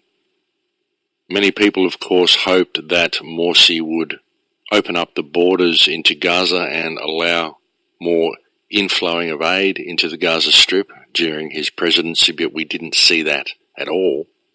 And bear in mind that the people in Palestine are the Arab brothers of the people in Egypt, and Morsi should very much have addressed this problem, and the people of the world were hoping he would do so. But in fact, he did just the opposite. For example, if you look at the tunnel system into Gaza, there are quite literally hundreds of tunnels, several hundred tunnels that used to go into Gaza from Egypt. I think these are mostly closed now. I think there's only probably 80 to 100 tunnels left open from what I've been hearing from people. And the tunnels to Egypt from Gaza are the people of Gaza's lifeline. These tunnels provide vital supplies for the Palestinian people that they can't normally get in due to the illegal Israeli blockade and the genocidal actions of Israel against the Gaza Strip. And it's imperative that these tunnels stay open. And Morsi has successfully closed very, very many of the tunnels. And if those tunnels do close completely, then the people of Gaza will very, very rapidly decline. And this is, of course, what Israel wants, because Israel is quite literally carrying out genocide in the Gaza Strip. It's a slow kill. It's just starving them of everything they need to be alive and allowing the place to deteriorate until it becomes unlivable.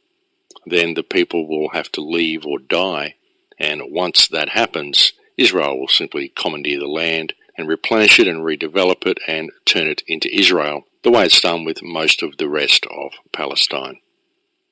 And again, folks, it's just the perpetuation of more division, but I've probably gone way off topic with all of that. But anyway, I felt that it needed commenting on. But yeah, folks, division seems to be the order of the day in the world today. Division and control and a locking down of society. And it's happening on all fronts, it really is. And as I said, people are waking up to this. People are realizing that the whole system's corrupt and we need something better, and that's why we are seeing such massive protests around the planet. But, like I said, when people go into these protests, they don't really have a game plan. People want to bring the system down because they don't want the system to remain the way it is, but they don't really know what they want to replace it with. And really what they need to replace it with is transparency and accountability. If we're going to have any law at all, we should return to common law. Throw all the statute law away. Introduce transparent governmental systems and demand accountability from our politicians. If we do that, then that is the first step to putting us back on track.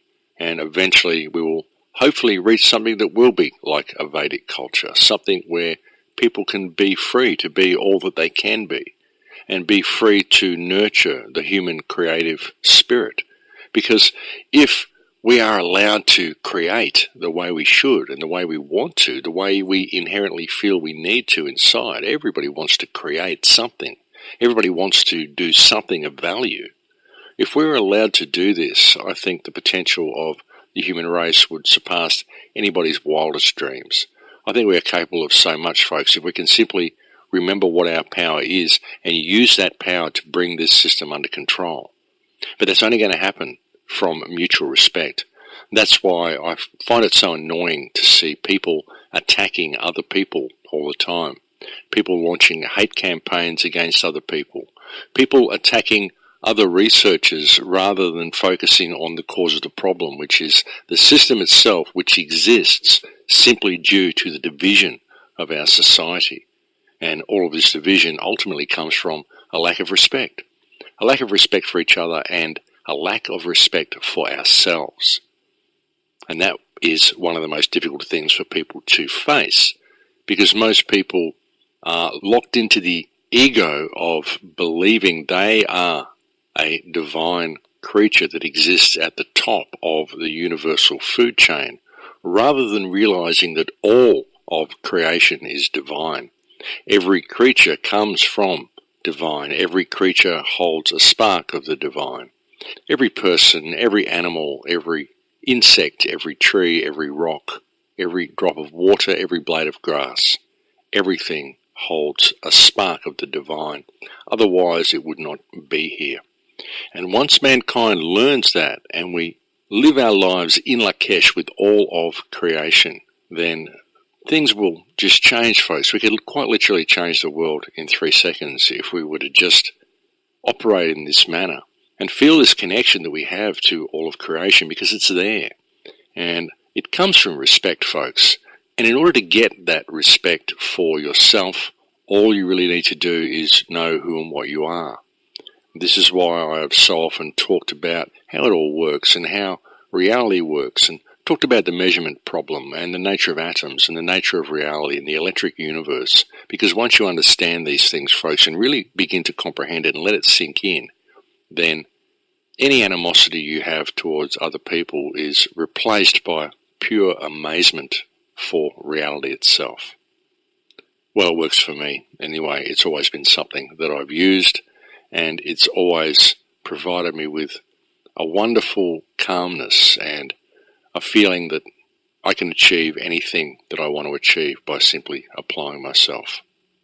I believe the rest of the human race can do this too, but I think it's break time here, folks, so I'm going to have to leave it there for now, and we'll go and have a break. It's a pleasure having your company on the air with me today, and I'll speak to you again in a few minutes. Thanks for listening. And welcome back, ladies and gentlemen. So yes, folks, when you really look at things, you can see that there are a great many methods of control that are used against us, and many of these methods are very subtle, folks. There's the distraction, the social and economic distractions that we're always subject to, the social and economic division that we're subject to, but ultimately it always does come back to division. Division is in fact the main method of control that has been used against us. Because even though a lot of the problems we face have their basis in the economic model that we are all forced to adhere to, through the implementation of the economic model, they're able to deprive certain people of certain things and give other people certain things depending on how much they exploit others. And so we're all judged on our possessions, and so it automatically creates division right there within the social structure. And it isn't just social division, racial division and economic division that's used against us. There are other forms as well. And it's very subtle. It happens in many, many ways. One of the most effective ways, though, is the division of the sexes. And really what's been done to sex in our society, our whole perception of sex. I mean, sex is a very natural thing. It's as natural as breathing, eating and sleeping. There is nothing wrong with procreation and there's nothing dirty about procreation, but we're given a very strange view of what sex is and how it fits into our society. And this is very much used to divide us as well, to divide us from not only the opposite gender, but also to divide us from ourselves and divide us from our deepest feelings. We're always taught that sex is something dirty, and yet it's splashed around everywhere right in front of us and used to sell everything. And this creates a schism in the human psyche. And that's one method that they use to control us, because it puts you in a strange mental state right from the very beginning, simply because it is such a basic urge and a basic bodily function and something that is absolutely natural. And yet it's portrayed as something incredibly unnatural and something taboo that we must never talk about. Even though, as I said, it's always put right in your face and used to sell or market virtually everything on the planet. Of course, the people that are most susceptible to this type of programming are children, just as they're coming into adolescence and they're finding out about their own sexuality. And so this sexual division, this basic attraction that you're not allowed to acknowledge, gets indoctrinated into them through their years in school, and then they grow up with these sexual values and they apply them to their adult lives. And this is, of course, why the pop industry is used so much to promote this in-your-face sexuality to the children at a very early age. They like to activate this in the kids as much as possible, because once you can put it there and then say don't touch, it creates that schism very early in human consciousness. So it really is interesting when you begin to look at all of these things, folks, and you really see how the human psyche has been bombarded from virtually all directions. Everything that we are given is designed to manipulate our senses, and usually what it presents us with is something that is the opposite of what we should be doing, and the opposite of what we are, the opposite of what reality is. Like the way I said, the way they portray sex as something dirty and taboo, and yet it's something completely natural. So it has the reverse meaning of what it really is. And as I've often pointed out, the difference between what is legal and what is lawful, when legal looks like law, but really it just takes your rights away, whereas law gives you your rights. So again, it's something that's presented to you, but it has a reverse meaning. And they've done this with virtually every aspect of our consciousness and our society, and all of the things that they bombard you with, even the false reality that you see on TV. And most people only believe that which they see on TV now. And yet TV offers them a false reality that they think is real. All of the wars that are fought for the wrong reasons. We're always told that these wars are being fought to free people, but really they're not. They're being fought to oppress people. We're told that the World Health Organization is there to look after our health, but really it's there to take it away. All of the things that they give us and everything they bombard us with is designed to create this schism within human consciousness, so we never really know what's going on, so we can never really find a way out of the maze that we're kept in. And it truly is a maze, folks. It really is. I mean, I've looked at so many different aspects of it, And I've presented many aspects of it to you here on the show. Sometimes not always things that people have agreed with or wanted to look at. But still, I think it's important to examine all sides of things. Because unless you're prepared to look at everything, you're never really going to find a way out of this maze. You're never going to find where the chink in the armour of the system is.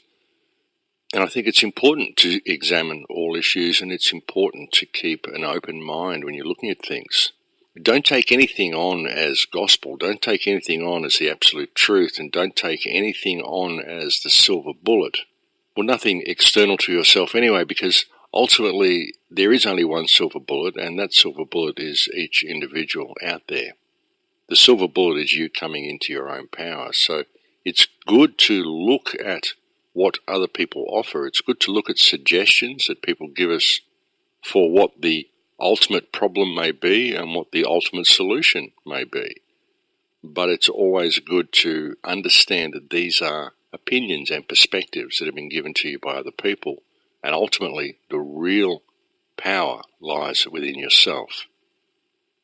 And that's something that I've very much tried to help people understand on this show. I've encouraged people to look at all the information that they can find, but ultimately to understand that it is just people's perspective and that the real power that they're looking for lies within themselves. It's funny, you know, folks, because I look at this system and to me, I see it as such a simple thing to fix. People look at it and they say, oh, it's so complicated, we'll never get through it. But really, I think it's just so simple. And I've often said that all it would really take would be respect. If we had respect for each other, we could change the world in 3 seconds. This has been a mantra of mine for almost 6 years. And it's true. Because if you think about it, when you really do understand what your body is, and you do really understand where you come from, what energy is, how the universe works, and you see the pure wonder of it and stand back in amazement. As I said, when I look at reality, I'm amazed that I can even perceive things around me. I'm amazed at the whole experience. It's absolutely incredible. And everything that happens in my life, all of the good things that happen in my life, come to me because I do good things for other people. And I'm convinced of this, folks. I'm absolutely convinced of it, that anything good that comes to me is because of good that I've done. I'm absolutely convinced of it. And I've seen it in action. I've done things for people with absolutely no thought of getting anything in return for doing that act. And almost instantly, I've had something happen which has given me back that which I gave. And this has happened to me so many times that it's way beyond coincidence, and it doesn't even make me think anymore. I just allow it to happen. I don't expect it to happen, but I allow it to happen when it does. Giving is so important, folks, and it's so empowering. It really is. And something that I've realized is that every time you hold back, every time you fail to give, what you are doing is taking from yourself. And I know that's probably difficult to understand, but when you hold back and don't give, and I'm not saying when you take, but when you hold back from giving, you are actually taking from yourself. Because when you give unconditionally to people, the universe looks after you in ways that you would never expect. But you don't get that. The universe will pay you no attention unless you're paying attention to it. And that's the way I live my life. I treat people as myself. I don't pretend that I'm somebody else and I'm around other people. I'm just me. And that's what I am. And I treat every person as I would be treated. I treat every person as if they are me. I give them the respect that I feel for myself. That's the thing. It isn't that I give them respect because I believe they deserve respect or they've earned respect or anything like that. I respect them as I respect myself, because I do respect myself. I can understand that I've had problems. I've not always been a great person. I've had my ups and downs. I've had moments in my life when I was probably my own worst enemy. But I've gotten through it and I've become the person that I am today, and I respect that person. and so I'm able to respect other people. And you imagine if everybody did this, if everybody respected everybody else the way they respect themselves, and put the ego away. There's no ego in respecting yourself. It's not about ego. It's not about how great you are. It's just about respecting your integrity, respecting your perspective, respecting you for the individual frequency of consciousness that you are, the individual expression of creation that you are, and the unique perspective that you hold. And realizing that everybody has this. Everybody is exactly that. We may be vastly different from each other, but ultimately we are exactly the same. And we can be both. We can be completely different and absolutely the same at the same time. That's the way creation works. When you really understand how all this works, folks, respect for others comes by default. And if people did that, then the whole system would just fall down.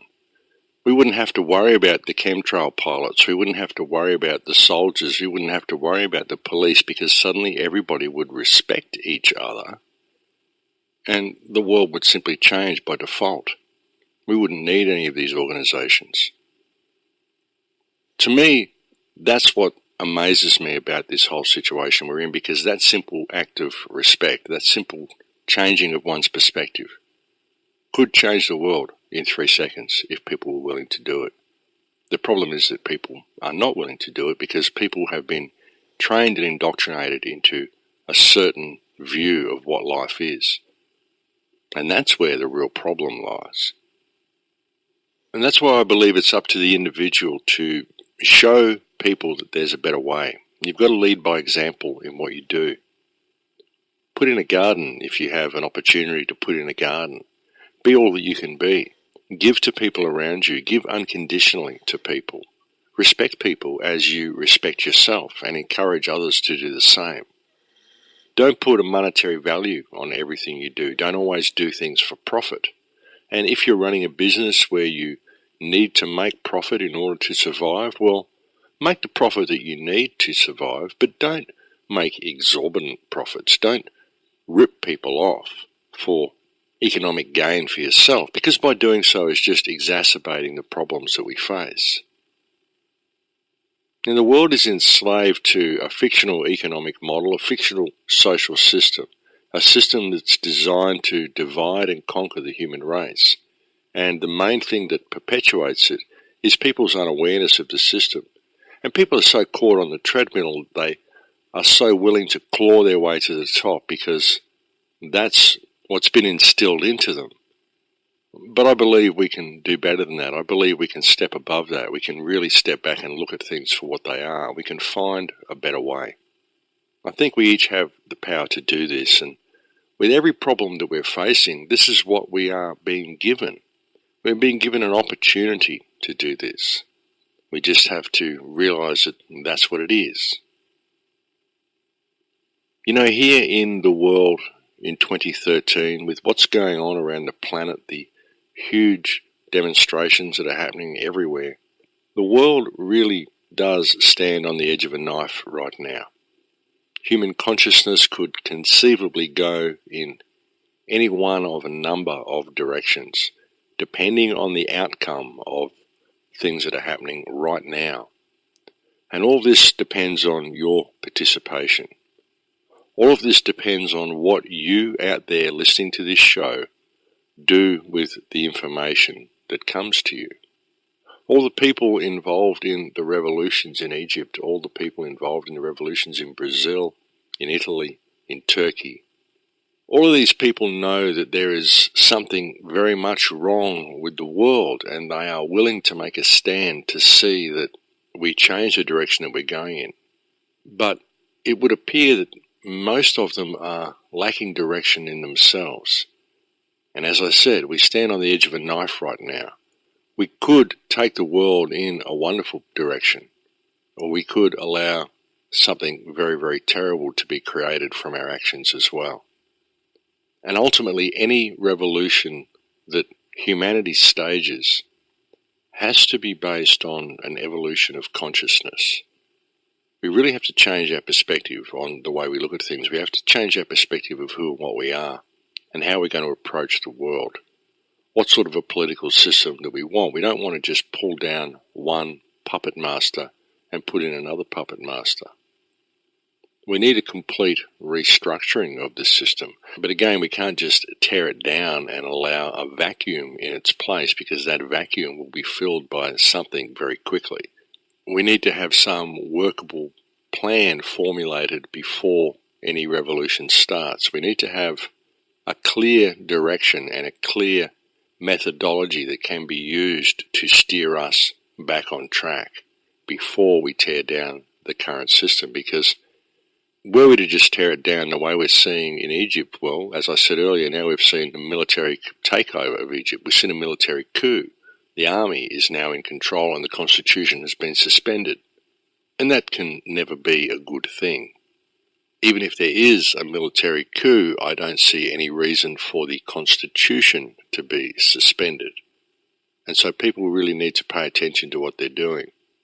And I really believe that we don't need to tear the system down. All we need to do is step away from it, refuse to comply with it, understand that our public servants are just that. They're just servants. They're just public trustees. We can hold them in breach of trust, and we can move forward with new trustees that will carry out the will of the people. And as I've said many times, if we can get these trustees to remove the toxins from our environment, to remove the fluoride from the water, and to stop spraying the skies and feeding us pharmaceuticals and genetically modified crops, then we're going to find that humankind will come back on track and will come back into reality very quickly. Because I think these are the main things that are holding us back. And I think that once we have a toxin-free environment to live in, we're going to find that reality is very, very different to what we thought it was anyway. That's why it's no good trying to just restructure a new form of government and go on from where we are. We need to really, really focus on removing these toxins from our environment. That needs to be the first step of any move that we have, because that will work to awaken us. And I think that once we awaken to what is really going on here and actually awaken to what we're really capable of, then the world will be vastly different. It's very hard to structure a world from our current point of consciousness, folks, because we're so biologically locked down, so biologically, electromagnetically, and spiritually locked down, that we don't really have a true concept of what reality is. So how do you structure a system from this perspective of consciousness?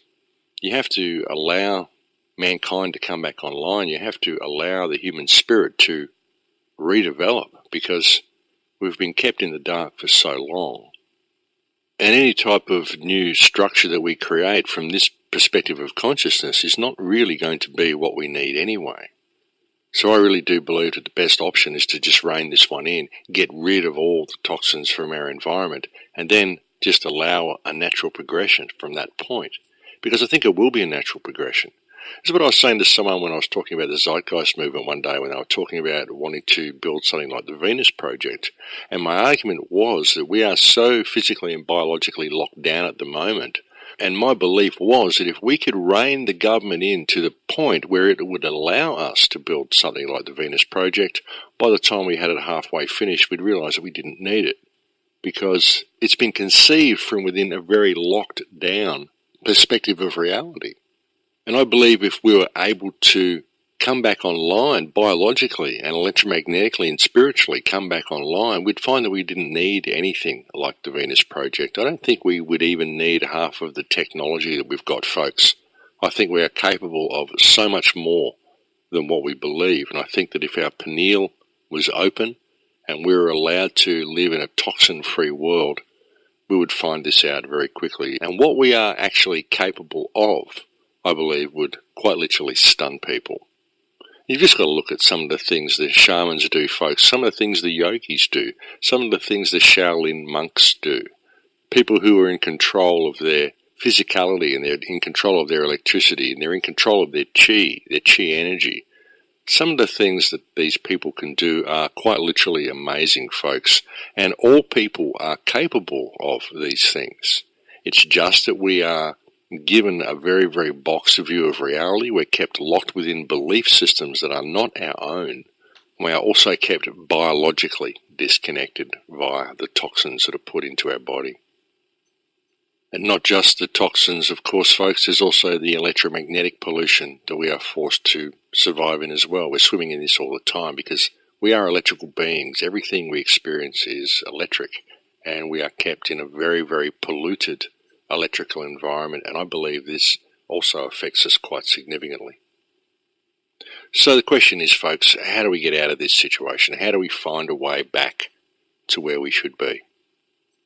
Well, we are seeing global movements. We are seeing people pay attention to what's going on, and we're seeing a lot of people realise that we need change. And I believe that all we really need to do is for these people to understand the power of themselves and to start respecting the people around them as much as they respect themselves. Unfortunately, there are always people who will simply jump on board any revolution, any public gathering. There are people who want to go along there and stir up trouble and just make it into an exciting experience. There are many people who perhaps don't have the best intentions in what they do. And this makes it even more important to act in respect for what you do. I believe public rallies can really help. I believe public information rallies can really help. But I don't really see the point in simply marching for change unless you have some positive and concise direction that you're going to be going in. I think the spreading of information is really the most important thing to do, as long as it is the right information. But I think that if people are spreading information about human consciousness and about who and what we really are, I think this can be highly beneficial in bringing about positive change. I think it really helps if people understand how reality works. It's been a big thing for me anyway. It's something that I've always used to gain personal empowerment. It's something that really motivates me to do what I do, even with these radio shows, because I know who and what I am. And I know that we could have a better world if people simply understood who and what they are. I think it's a big part of it, folks, and that's why I focus on it so much.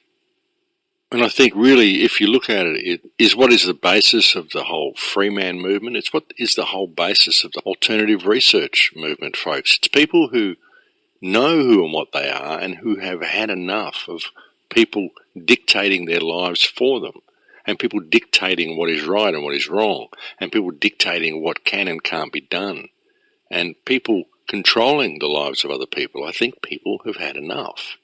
And the ones that are speaking out are those who have finally realised that they are worth so much more than what this system allows them to be, and have realised that the system only really exists because of our ignorance of the system and our ignorance of our own power to bring about change within the system.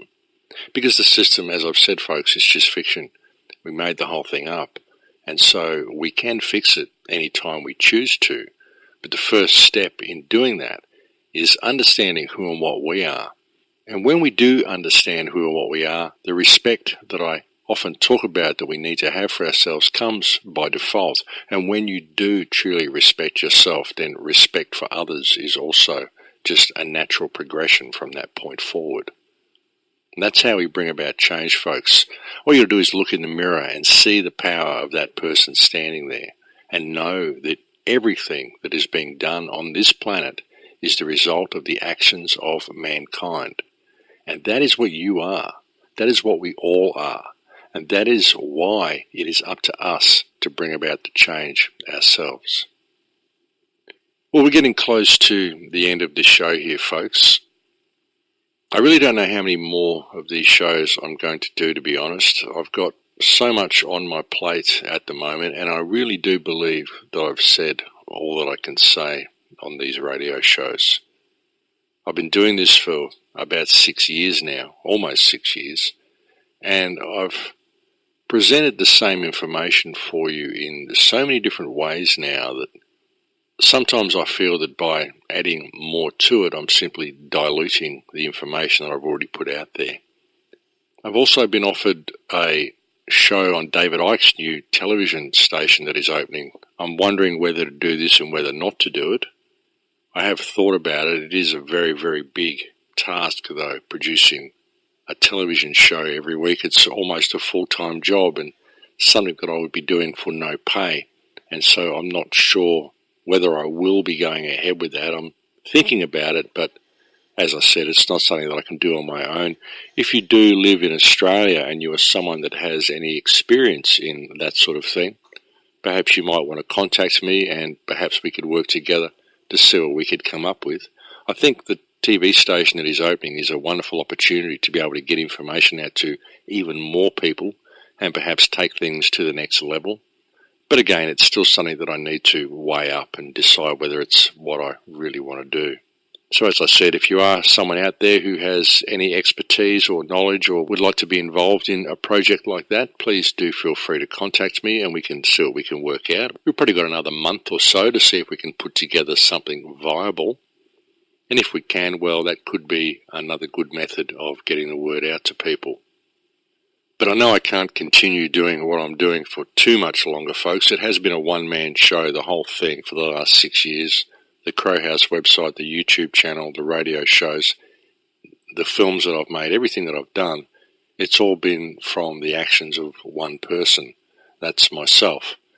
And I must thank everybody for the support that you've shown me, and I still very much need it. So thank you again to anybody who does help me with the Crow House, and thank you to anybody who has ever made a donation. It's very, very needed. Very few and far between because we are all facing some pretty difficult economic times at the moment. But thank you very much for those who have contributed. But folks, I'm getting old and I'm getting worn a little thin, so we'll just have to see how much longer I can continue doing this. But I think that's it for me, folks. I think we've run out of time now, and so I'm going to have to leave it there. Thank you for spending this time with me on the air today. It's a pleasure to come and talk to you every week. I'll look forward to speaking to you again next week. Please take good care until then. In Lakesh.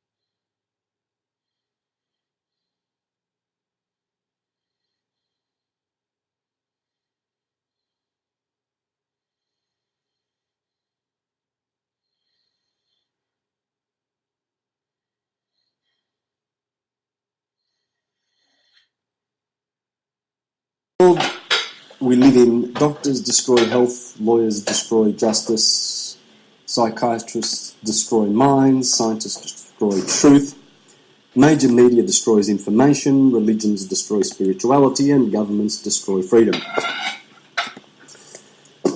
Do governments lie? No way. Governments are made of politicians, are they not? How do you know when a politician's lying? He opens his mouth. When he opens his mouth, yeah? And mostly they comprise of lawyers, don't they? They're known to be liars. Liars and lawyers. Doctors lie. Well, yeah, they lie. You go to the doctor if you've got cancer, and you're going there because you want to be cured, don't you? But what does he give you in exchange for a cure? A cancer treatment. So they're liars, because they teach that cancer can't be cured. That's a lie, because there's thousands of cures for cancer. And the ones that find those cures that are natural, the likes of Jim Humble with his MMS solution, the 12 inorganic mineral cell salts, which I will be sharing with you today. Thank you. Minerals, yes, minerals, cures. Minerals are cures for everything.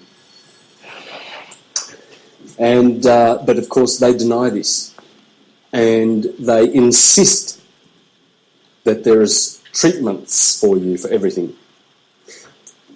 The churches lie. You know that priests lie? They're just carrying out a business. They have to lie. If they told the truth, there wouldn't be a priestcraft. And how do I know they lie? Well, it's easy. You go down to the local church, you go in there and you meet the priest and you say, hey, the church over the road, a different one, but Christian, like yours, would they be telling the truth to their people? And he'll tell you clearly that they don't. And then you go over the road, and that priest tells you that the priest over the road is a liar and going to the devil.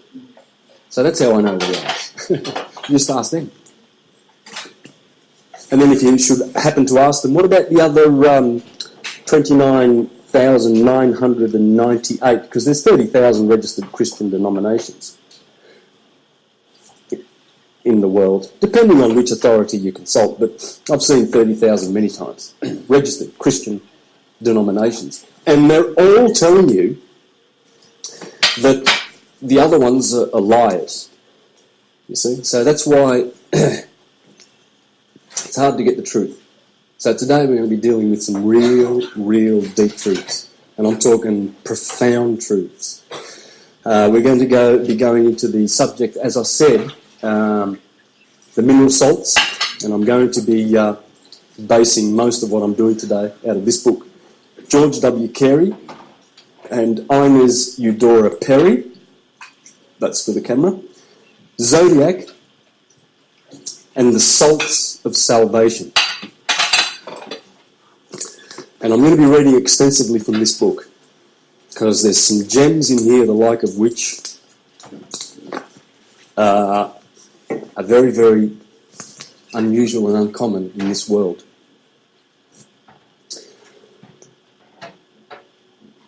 The human body is made of 12 systems.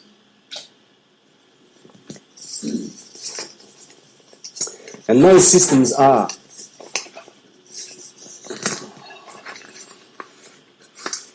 the skeletal system, the muscular system, the nervous system, cardiovascular system, digestive system, endocrine system, excretory, immune, dermal, lymphatic, reproductive, respiratory.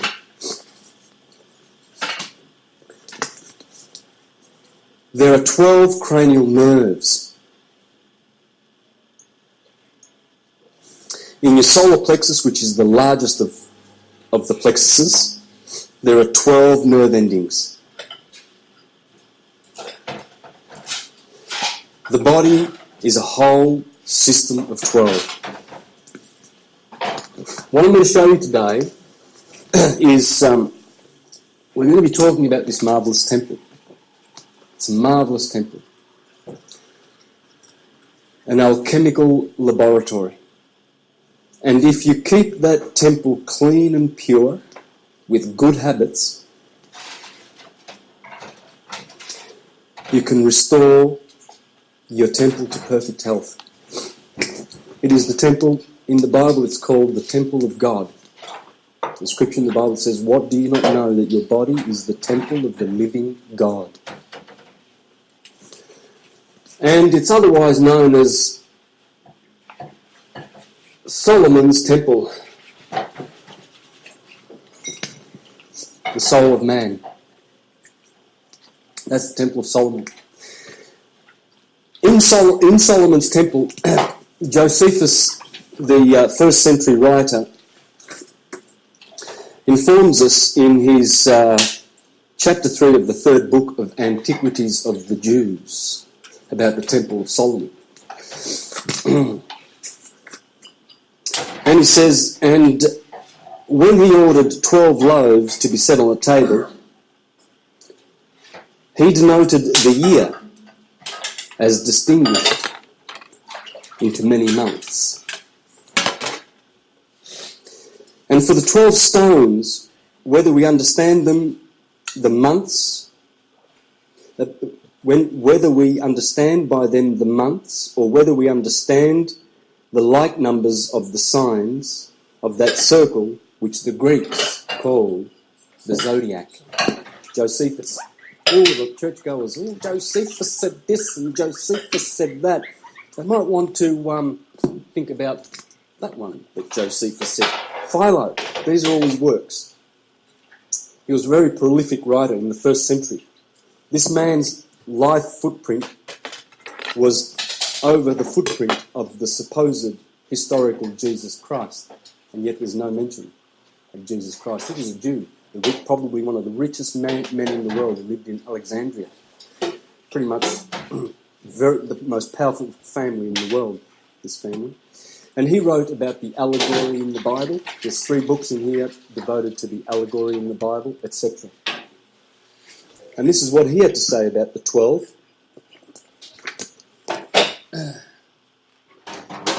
Then rest, which are not like one another in colour, and which are divided into 4 rows of 3 stones in each.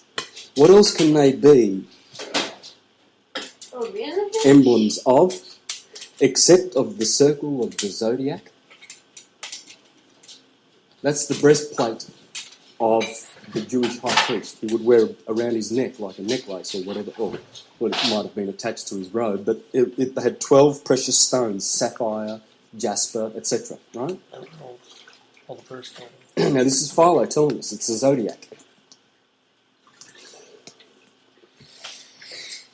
For that also is divided into 4 parts, each constituting of 3 animals, by which divisions it makes up the seasons of the year, spring, summer, autumn and winter, distinguishing the 4 changes, the 2 solstices and the 2 equinoxes, each of which has its limit of 3 signs of the zodiac, by the revolutions of the sun according to that unchangeable and most lasting and really divine ratio which exists in numbers, etc., etc. I brought 2 books along of ancient days, connected with Jewish history, for the very reason of showing that it is one and the same with the zodiac. Because if I had brought a million other books from so-called pagans, then churchgoers would write it off. But the Jews themselves admit to this. So we have 12 everywhere in Revelation. Jesus talks about the 12 pillars in the temple of my God. He has 12 disciples. There are 12 trees along the river that give healing to the nations. It's 12 everything, because it's your body. Your 12 systems. The skeletal, the muscular, etc. That's what it's talking about. And Sol, as I will show you, is related to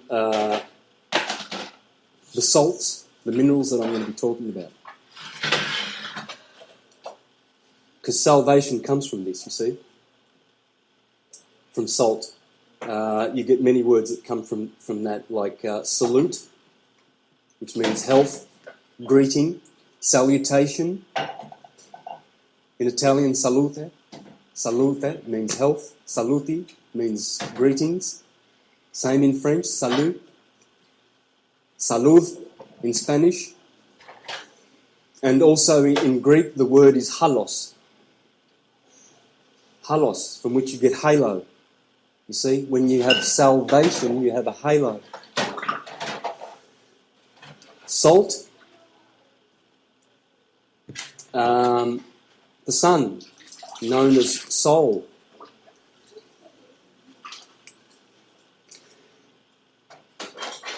The French for salt say sel. The self. This is why you call yourself myself. Yourself, your soul, your salt.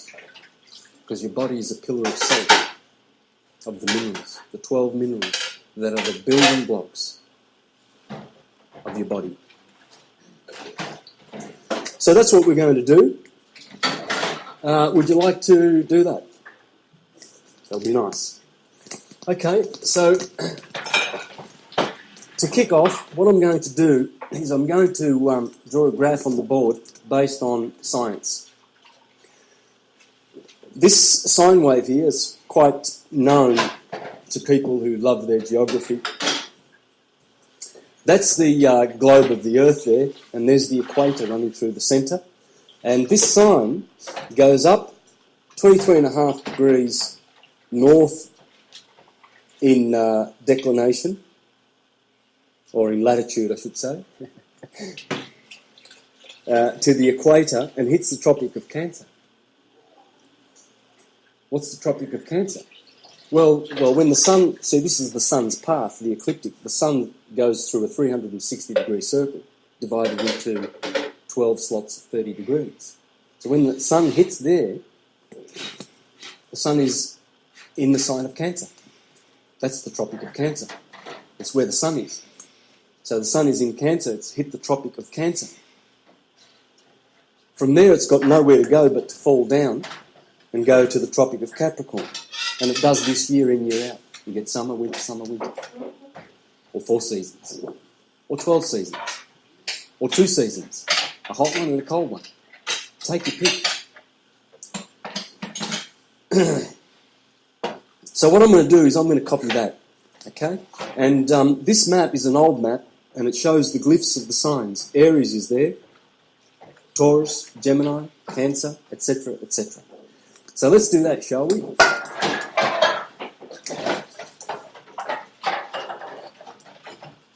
Ah, yes.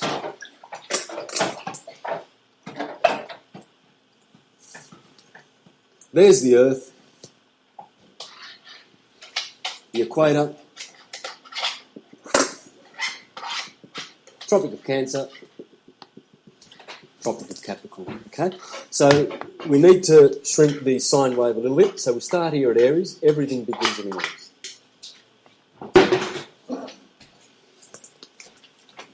This sine wave is going through your body, straight through your body. Aries is the top of the head, and the 2 fish of Pisces, the last sign of the zodiac, are your feet.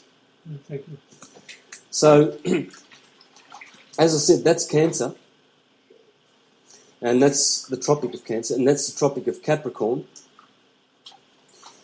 And so when the sun hits that, in the northern hemisphere, you've got the longest day of the year, and that's the shortest day of the year. And these 2 days are equal, the equinoxes. So you've got sort of the middle seasons. You've got hot and cold, but here is the middle, the equal, equinox. Everything's equal. And that's March the 21st, June the 21st, September 21st, December 21st. Now, this is science. That's the sun's path in the ecliptic, and as it goes through, there are 12 divisions of the sky. These are the 6 summer divisions: Aries, Taurus, Gemini. That's the spring. Cancer, Leo, Virgo. That's summer. And that's good. That's great. Photosynthesis, you get to eat. Winter, things start turning nasty at Libra. The scales. Libra sits on the scale right there, 21st of September. Judges the sun as it goes through down into winter. At that point of equilibrium. And from there, it's all downhill for the sun. That's why they call this the fall. The sun is falling. Falls through Scorpio, with a stinger, bites the sun. The sun shrinks. Its beautiful rays from Leo, where he rules, in astrology, the sun rules only one sign, Leo. And it corresponds with your heart. That's why you always hear Leo, the lion heart. Or in The Godfather, the family Corleone. Corleone.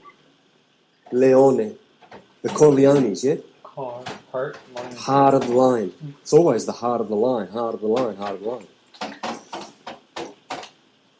And those rays of the sun, they get so diminished that by the time they get down into November, October, November, the sting of the scorpion, you know it's the fall. Sagittarius, with his arrow, is also there to inflict more pain on the sun. And the last day of Sagittarius is the 21st of December. And that's the shortest day of the year. There. No, that's just in the Northern Hemisphere. I always say that at the start of this. Please take note. Yes, it's opposite here, but the science comes from Bout, as you will see. That's the position of it. It's got its polarity. You can never reverse it. And I've explained this in my video. There's a presentation out there anyway on astrology that I've done. I forget which one it is, but I've done that in detail.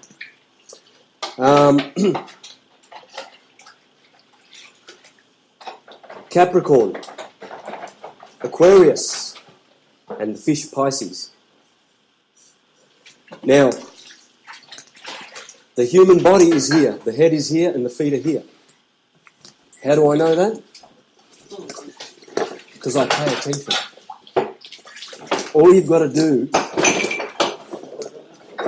don't worry if you're not a genius, I ain't, just pay attention. This is an ancient depiction of the human body. There it is, Aries, the head, the brain, the cerebrum, Taurus, the cerebellum, the lower brain, the one that sits back here.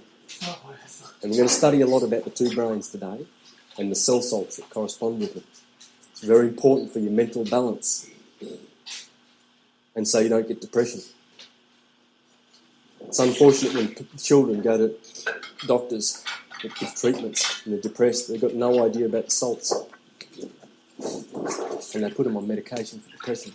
They end up committing suicide. Many people, probably 99.9% of people commit suicide because of the depressants that doctors who tell lies give them. We're participating in the killing machine of Big Pharma. And they're enjoying it because they've got lots of money in the back pocket. It's all about cash. I love it.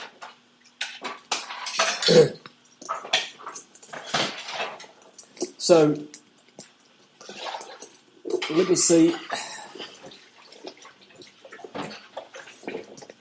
Oh, whoops. What have we got here? That'd be the Last Supper of Leonardo da Vinci, would it? Yeah. Well, he knew his science. He knew that that would be the Son, Jesus Christ, at this point here. You see, and he has 6 signs to his right and 6 to his left. Everything starts in Aries. That disciple has got his hands at the head of the table, showing that he is the head. I am Aries. All you guys sit behind the table, I sit at the head, because I am the head of the table. There's Taurus, ruled by Venus. This disciple looks markedly feminine, because the sign of Taurus is the first sign of femininity. Venus rules there, and the moon exalts in Venus, in Taurus. It's all feminine. Cancer, the crab, he's got a knife in his hand pointing backward, because that's the scaly, that's the crab's features, and he's pointing to the neck of Virgo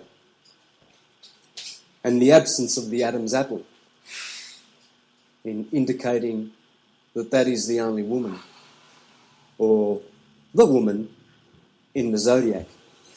Leo, of course, he's got his elbow on the table because Leo rules the zodiac. That's where the sun rules, you see. He's the boss. So he can put his elbow on the table. Virgo, markedly a woman. To the left of Jesus is Libra, the scales. That's why this disciple is showing the scales. Gemini over here, he's got his hands up. Now, why would he be doing that? Well, because Gemini rules the twins, Pollux and Castor. See, Leonardo da Vinci knew what he was doing. And he gave us the signs. Notice that they are grouped in threes. Summer, spring, summer, autumn and winter. There's Scorpio hiding behind Libra, the next disciple, showing scorpion features. Sagittarius, Capricorn, Aquarius, Pisces. There's many, many other things that I can point out here, but I've done it in other presentations, so I'll leave that. But the points that we want to focus on always with astrology is the cardinal points. They are the gates of heaven. The Neoplatonists taught that souls come in and leave from those gates. This is the gateway of men. This is the gateway of the gods.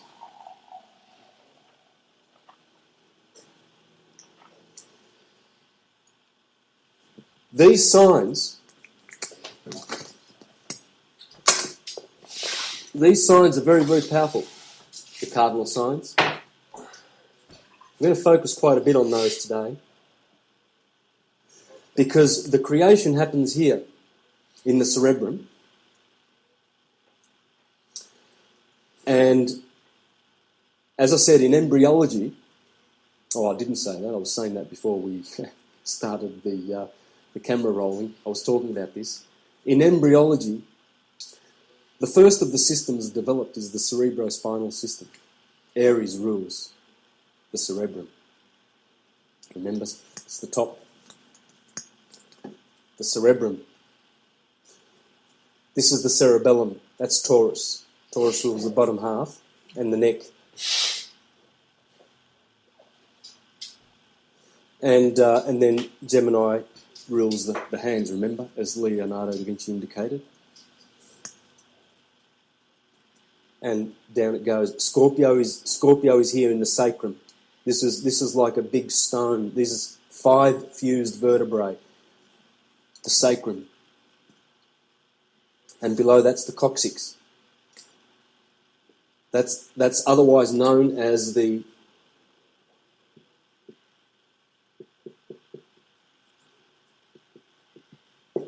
cauda equina, the horse's tail, because Sagittarius rules this part here, the hips, and this part of the body. So it's the horse's tail.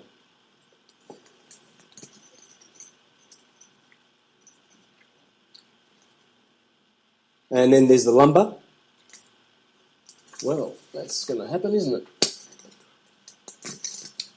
Okay, let's have a look at this, shall we? Here are the 12 cranial nerves.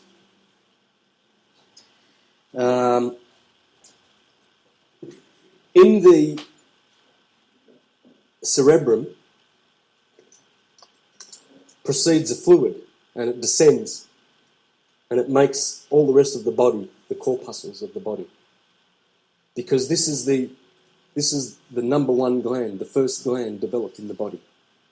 And as that fluid descends, it gets differentiated at the pineal gland and the pituitary gland into a magnetic and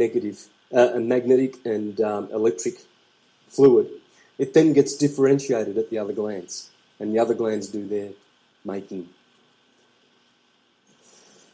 So this beautiful oil proceeds and descends. It falls. It falls from the... This is the heavens. Here, this rock here, at the sacrum, this is hell. This is where generation happens. The bottom chakras. Sodom and Gomorrah. And Egypt. Egypt is down here. This is called Egypt. Below the kidneys. This is the midgard, the midpoint. From here one can proceed upward toward the heavens.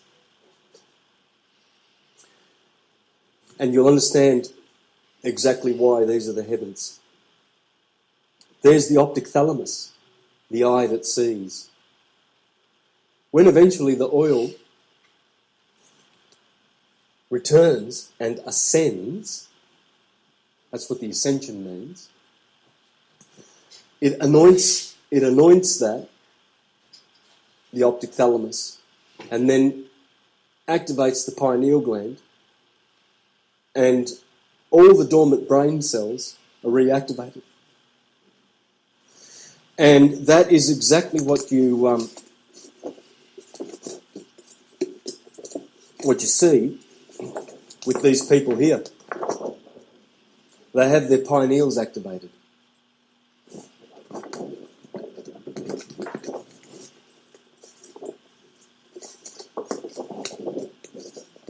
Oh, what's that? A halo. Remember the word halos means salt in Greek? Hello, greeting, salutation. That's why we say hello, or salut in French. Salt. It's all about salt. The science of salvation, the elixir of life, is hiding in the scriptures. What this wonderful book is about is that biochemistry. It's all about biochemistry and how to keep your temple clean and pure and chaste. So that the oil that was produced in heaven, the manna that comes from heaven, our Father, give us our daily bread. It's also called bread. It's called the seed, the fish, because that oil smells like fish. It's called soma, the soma juice from heaven, etc., etc. So as it... I'll fix this. Ah, yeah, that might be a good idea, actually.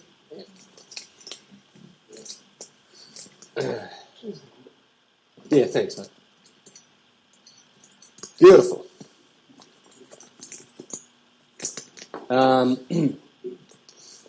So as it ascends, and it can only ascend if the condition down here is healthy and clean.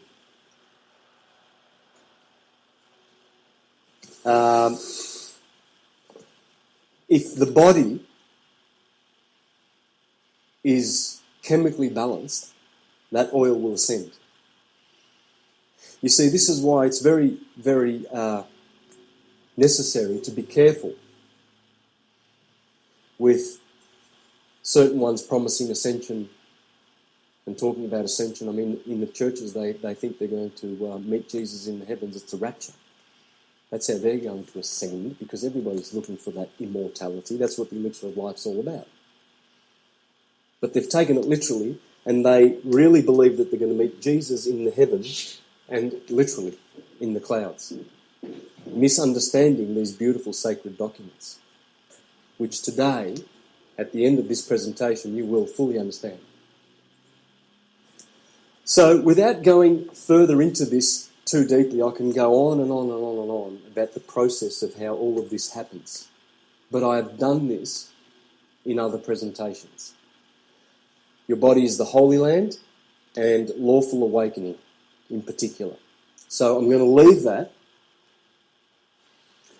And what we're going to do now is we're going to go into the salts that correspond with your body and the 12 systems in your body.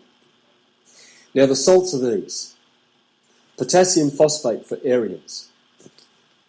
Potassium phosphate. Sodium sulfate for Taurians. Potassium chloride, PC, potassium chloride, corresponds with Pollux and Castor. That's a mental note for you. Cancer, calcium fluoride. Magnesium,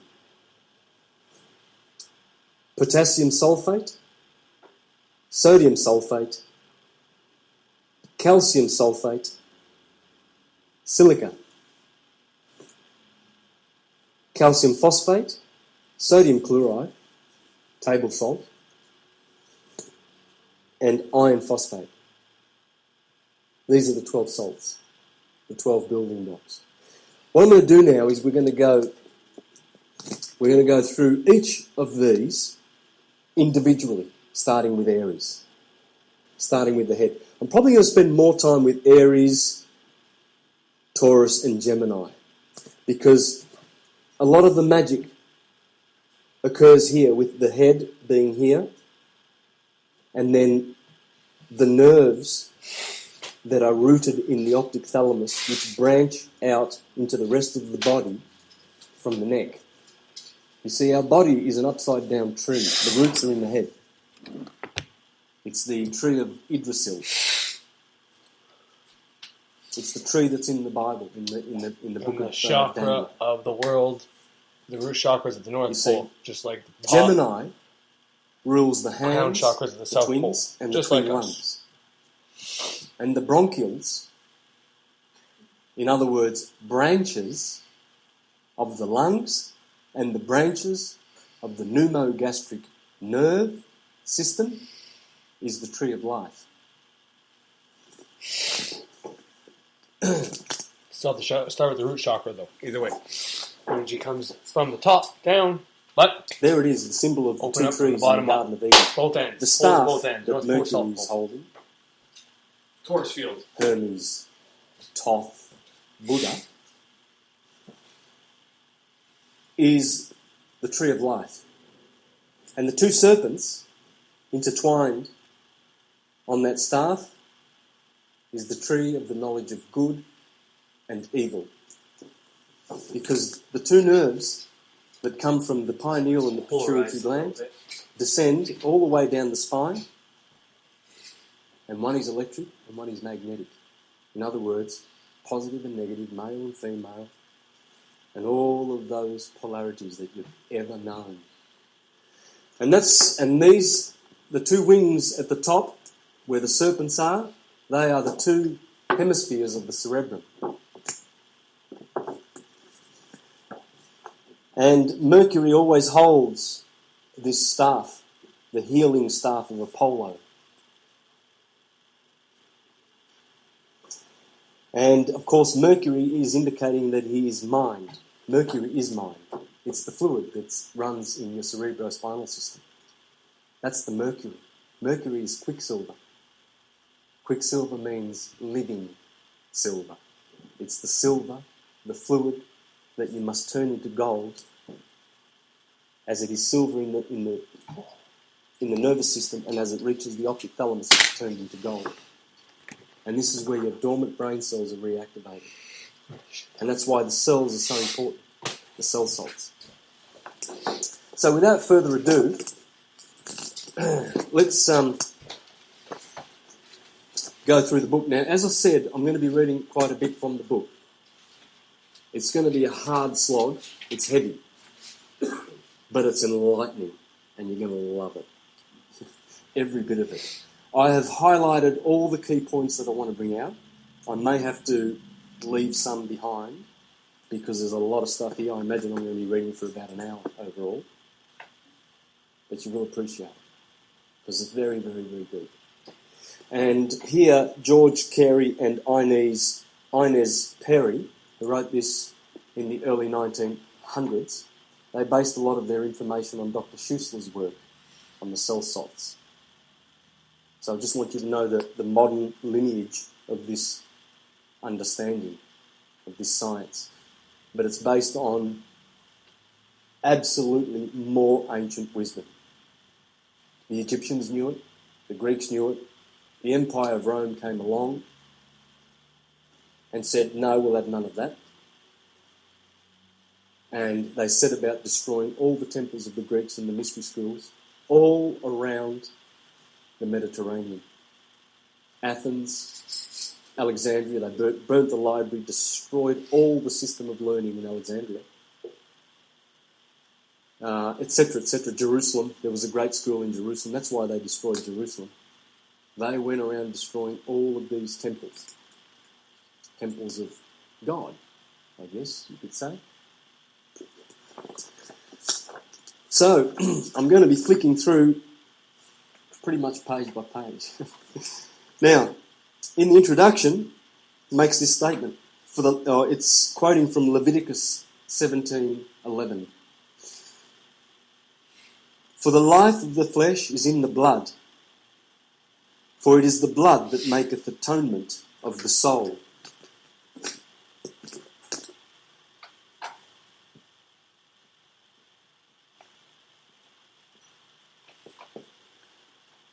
Atonement at one mind.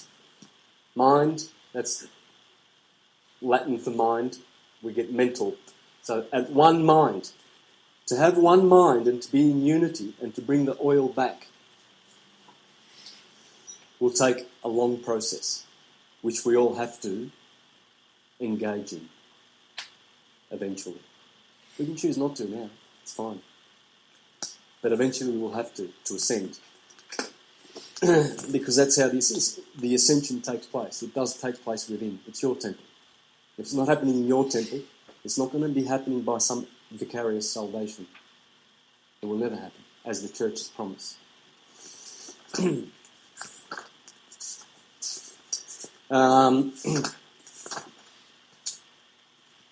Biochemists have shown that food does not form blood, but simply furnishes the mineral base by setting free the inorganic or cell salts contained in all food stuff. Those cell salts that we're going to be talking about today need to be released, and they're in the food.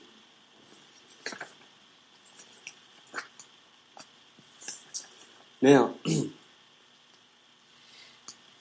in alchemical law, the great work is commenced in the goat, Capricorn. They start here in alchemy. And let's complete the stone, shall we? The philosopher's stone.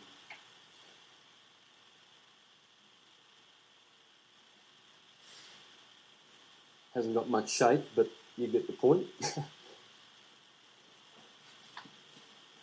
There's the stone.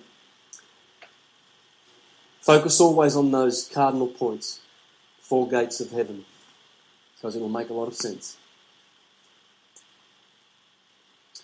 And so, basically the idea of these cell salts, you see, it shows on this chart, might as well get rid of that, how Aries starts over here on the equinox, March the 21st, and then proceeds around and follows the head. This is Israel, you see, or Jacob. The name of Israel, before he had his name changed, was Jacob. You see, because he was a twin. Esau was his brother, and as his brother came out first, it was supposed to be Jacob, but in the Bible, Esau comes out first, and Jacob's grabbing his heels, and Jacob means heel catcher, because Jacob always catches his heels. That's the heel. Heel comes from Helios, the sun. That's why you have a sole at the bottom of your foot. Remember the word S-O-L that I wrote? Soul comes from that. And the heel from Helios, the sun. Because Jacob catches his heel. And as it goes around, all the parts correspond. And the 12 systems, the skeletal, muscular, etc., are furnished by, produced by those mineral salts, the 12 mineral salts. And there it is. Aries, potassium phosphate, sodium sulfate for taurines.